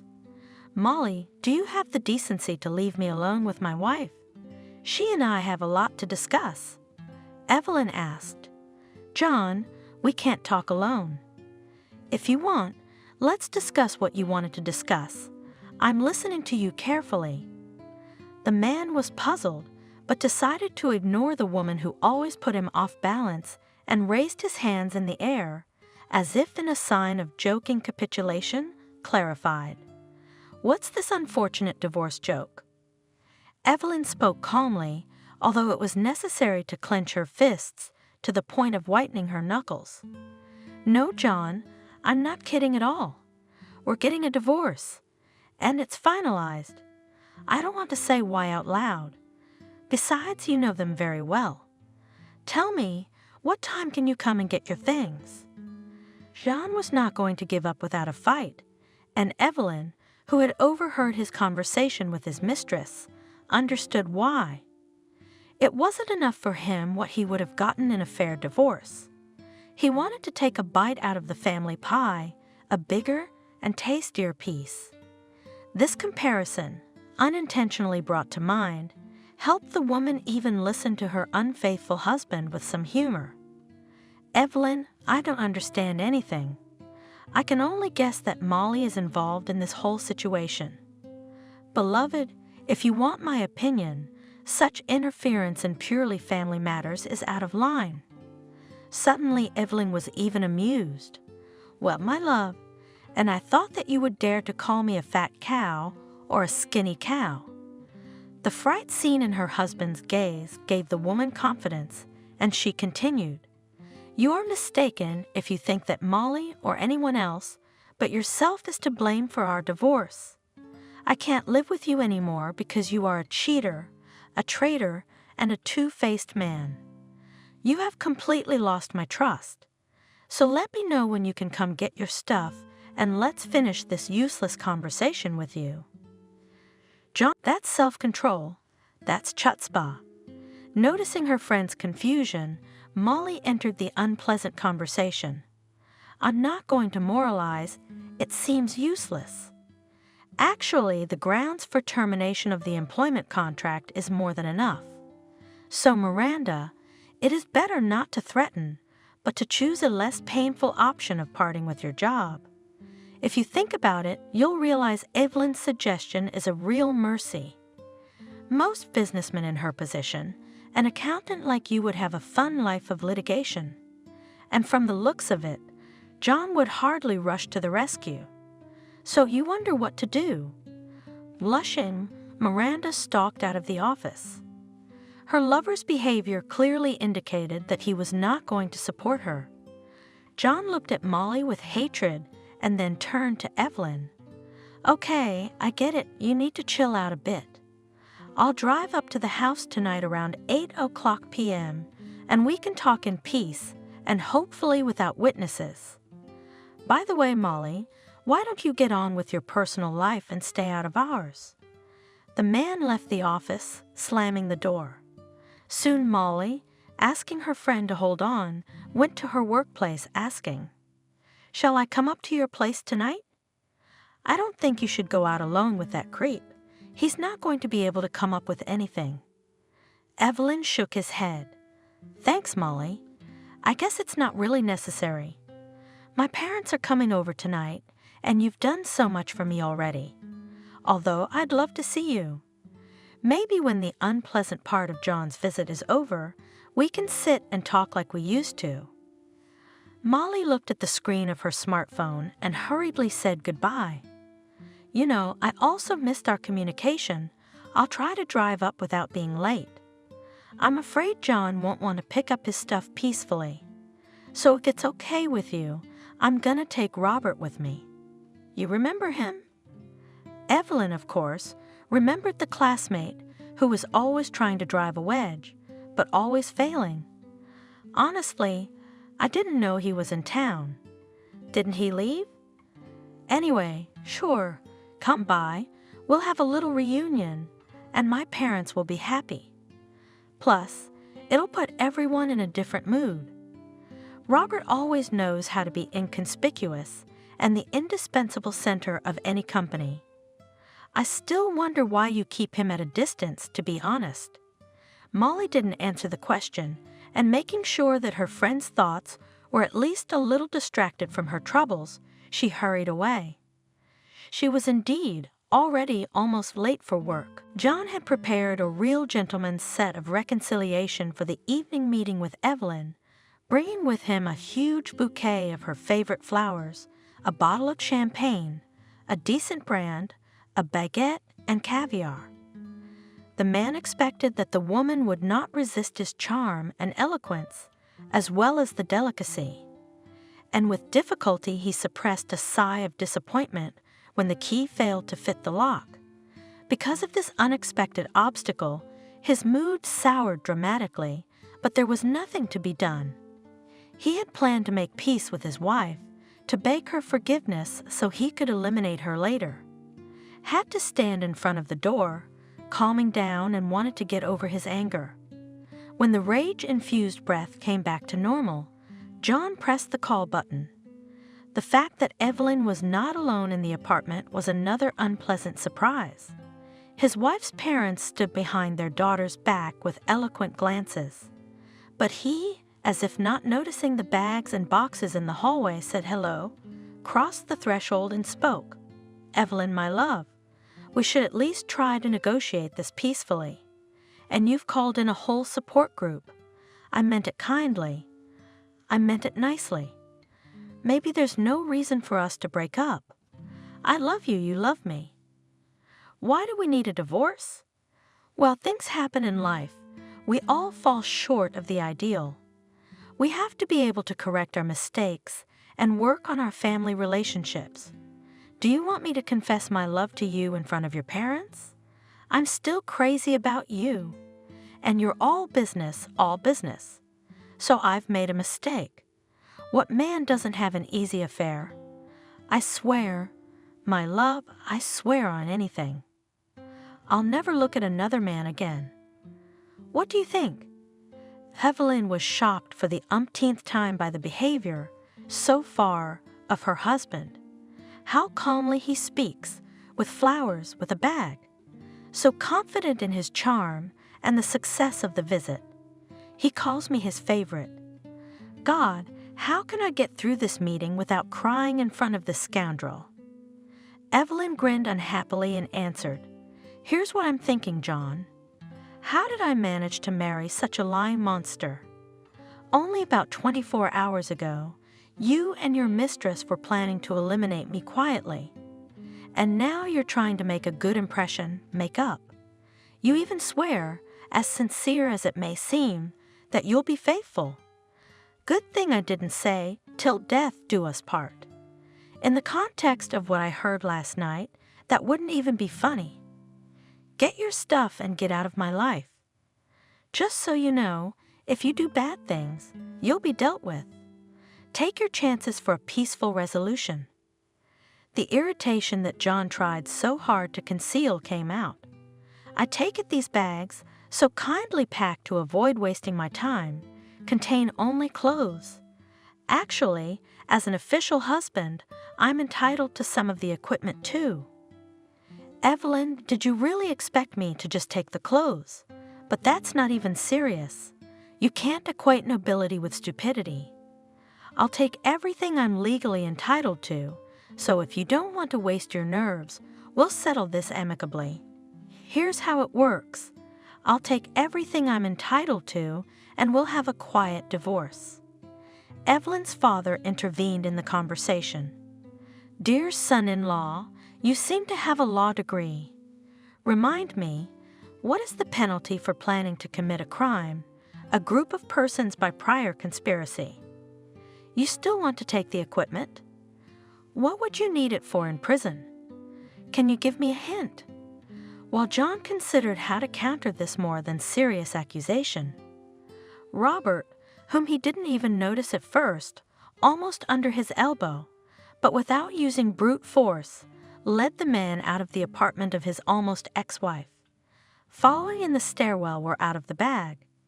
Separately, Evelyn took out a boxed set, presented at the wedding by her mother-in-law.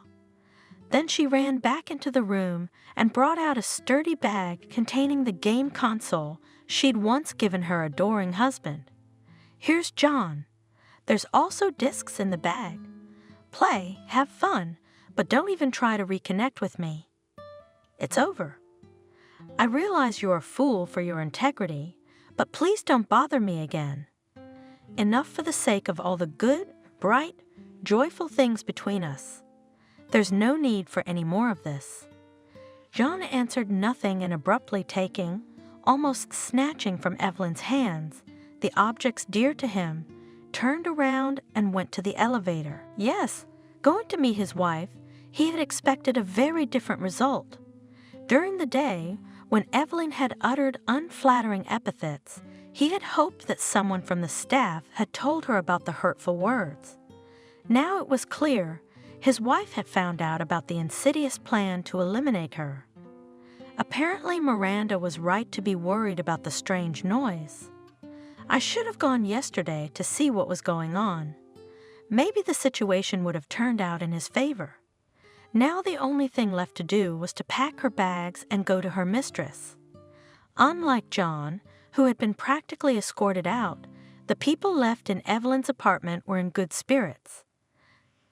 Jenna and James, speaking in turn, suggested, "Stay with us for a while, Evelyn, while things calm down. In fact, let's all come over to our place now. We have specialty dumplings. We made a freezer full just yesterday." Robert smiled broadly, instantly remembering the hospitality of his former classmate's house. He didn't answer, however, leaving it up to Evelyn and Molly to decide. Evelyn and Molly looked at each other and nodded synchronously. Indeed, her apartment, betrayed by her husband, the woman now perceived desecrated. She decided to make repairs, at least cosmetic, and rearrange the furniture. She wanted to update the furnishings as much as possible so that nothing reminded not too long marriage. Having voiced her thoughts, the woman received the enthusiastic support of relatives and friends. Robert promised that in the near future he would call a reliable acquaintance who is engaged in repairs and will be able to carry out updates without nerves. Evelyn was grateful to her parents, who, sensing her mood, did not leave her alone and even arranged a small but well-fed and cheerful feast. After a little sitting with the young people, the hosts went to their room, and the 3 former classmates were engrossed in memories of funny school pranks. "Listen, Robert, what made you come back to the city of your childhood? There were rumors that you opened a hotel complex somewhere in the South." Evelyn asked. The rumors were right, but as always, a little distorted. "I was actually living in the South, renovating my grandparents' house. My parents live there now, and they like the climate better than here. I also put a guest house on the plot so that my sister's family would have an autonomous dwelling. This building is far from being a hotel complex. Yes, and not for profit it was built, but without too much modesty to say, very cozy turned out. But I didn't want to stay there in the South forever. I have a heartfelt interest here. I lived a little away and realized that I can't go on. I've had enough of being a bachelor. And I'm tired of being afraid that someone more brazen will steal her away. Finally, I'm so happy for you guys. Of course, I'll organize a wedding cake of your choice and design. Just tell me what date." The evening, which had started so tense, even unpleasantly ended with a pleasant conversation discussing the details of the wedding. Evelyn was pleased for her friend and cautiously asked, "Molly, do you want to work with me again? In addition to a salary and a percentage of sales will be. Of course, I understand that you need to think about it. Well, if you don't want to, maybe you can recommend someone." Molly didn't lie. "You know, I think everything always works out for the best. This job that I have, I'm happy with it. And frankly, there's one more thing that's stopping me." Molly was silent, and then she turned to Robert. "Can I tell you one more of our secrets?" After a kiss on the cheek, which was decoded as permission, Molly told her friend about her pregnancy. "Well, that's the reason we decided to rush the wedding. Kind of like having the baby in a legal marriage. So, you know, there's no point in you hiring me. Maternity pay and sick leave, then let me go with the baby." Evelyn was glad that Molly and Robert, who had been waiting for her favor for so long, had settled down, and wished them nothing but happiness in her life. Things were complicated, however. John's parents overpowered her, persuading her both on the phone and in person that Evelyn must necessarily forgive her straying husband. Cindy's mother-in-law came to her almost ex-sister-in-law at work and began to lament to Evelyn, "Why are you mad at John? All men cheat, but some men manage to hide their affairs. John's an honest guy. He's not in the habit of lying. You should appreciate that. So right now in front of me, call and make an appointment with him." She's offended. If you ask me, Oscar Wilde was right when he said that resentment is the lot of maids. People who are self-confident don't allow themselves to feel that way. Enough of this nonsense. As far as I know, John is already desperate and does not even expect you to respond favorably to his initiatives. Why don't you take steps toward reconciliation? Think about it. You're 25 years old. Not exactly the freshest commodity on the marriage market. Divorced, even without a trailer. It's still not good enough. All you've got is an odd business in a field where competition is huge and ruin at any moment threatens, and arrogance. So pick up the phone, make the call. What are you waiting for? Evelyn, tired of listening to moralizing, gloomy forecasts, veiled remarks, insults, direct orders. So she said, "Dear Cindy, that's enough. I have endured listening to you for a long time, but I will not be silent any longer. I'm not divorcing your wonderful son just because he was having an affair behind my back with an accountant. I don't know how John put it to you, but cheating is nothing. What I never expected when I got married was that my spouse would get so tired of me that he would plan to physically eliminate me, and then bury me, or better yet, turn me to ashes. You should be glad I didn't report him and his girlfriend to the police. Not even those traitors, but you and your husband. It's hard to imagine what respectable parents can feel when they find out they raised a scoundrel. I hope you realize now that I will not call you, let alone reconcile with your son." Cindy said her goodbyes and left. Evelyn mentally reproached herself for not holding back and telling her mother-in-law the hard truth. But now she could be sure that there would be no more requests for reconciliation from her. Divorce and division of property was not smooth. However, with the help of an experienced lawyer who was recommended by Evelyn Robert, she managed to keep the entire chain of establishments. John gritted his teeth, as it was possible to prove the fact of repeated misappropriation of money from the accounts of his wife, Miranda. The man had to help his mistress out of this delicate situation because she promised to keep silent about the crime that they were planning. In fact, it turned out that John, after 3 years of married life, had only acquired a car. In addition, he had to move out of the cozy Evelyn apartment, With his parents, after the truth was revealed to his mother, he quarreled. Avoiding to upset her husband, Cindy did not tell him about the meanness that her son was planning. But the man was not happy without it and reprimanded John for parting with his clever wife. Miranda, her lover's parents, took it in stride. She, right at the time of acquaintance, capriciously declared that the negative attitude to himself is not going to tolerate, and John had to urgently look for a conveniently located rental apartment. Since the one rented by his mistress was far from the office, the man had to leave some of his things at his parents' place. Cindy, sorting out the bags and boxes at her son's request, sighed bitterly when she discovered that several teacups had been damaged during the move. So believed the omens about broken dishes and good luck. The woman thought.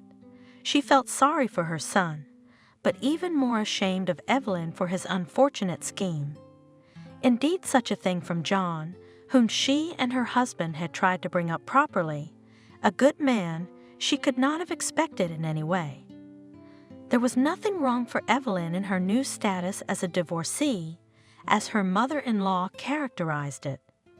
The woman felt free and even happy. She decided to get rid of the room where she had overheard Joan talking to Miranda. Of course, it wasn't the Walls' fault that they were silent witnesses to a nefarious plan, but she didn't want to be constantly reminded of the negativity. She had to pay a small penalty to the owners, but Evelyn canceled the lease with the opening of the third cafe. The woman decided not to be in a hurry, but to pay close attention to the existing one, and without rushing to look for a new premises, the location of which will be more successful, thanks to the fact that Molly gladly accepted from Evelyn help in preparing for the wedding celebration.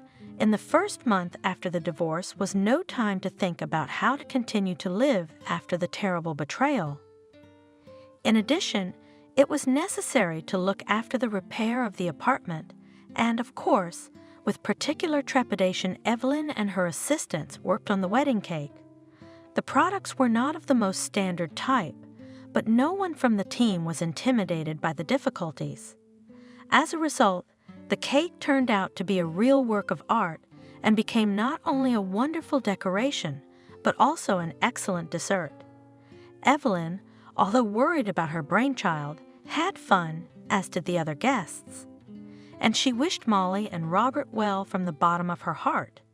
She was pleased to feel the gentle atmosphere of other people's happiness, and for the first time since she had met them, she felt nothing else but joy for their old acquaintances. There was no resentment and anger, no disappointment and despair. She was completely free of resentment. It was truly a wonderful feeling. Evelyn was learning to move on with her life. Though her parents did not kick her out of the apartment where the woman's childhood had been spent, she moved in.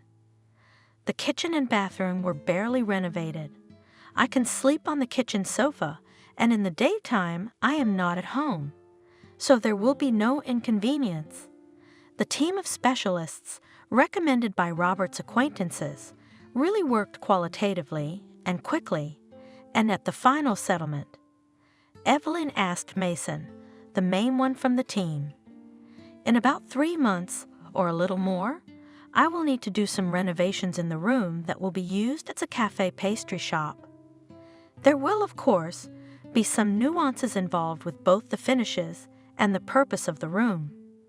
Is it okay if I offer you such a job?" Mason was happy to respond, "Sure. If you want, I can visit the site soon, estimate the scope of work, preliminary estimate, of course. How long will it take to repair and the approximate cost?" "The thing is that there is no object yet," Evelyn admitted. "I can't find a room that meets all my requirements." When asked by the foreman about what the woman wants so special, she said that the location is important to her, what institutions are located in the neighborhood, the condition of the building and communications, and of course, the cost of rent. And then she suddenly came to her senses and laughed. "Oh, I'm holding you up. I got carried away. Sorry, have a good day." The foreman, saying goodbye, promised to let me know if he heard about such an ideal room from Evelyn's point of view. The woman took it as a gesture of simple politeness. But a week later, she did receive a call from Mason. The man offered an option that seemed fabulous to Evelyn. After hearing the address, however, she grew sad. "Thank you, Mason, for your trouble. But in that neighborhood, the cost of rent is too high for me." However, the man insisted that Evelyn should definitely call the owner. The owner's phone number is William. I'll text it to you right now.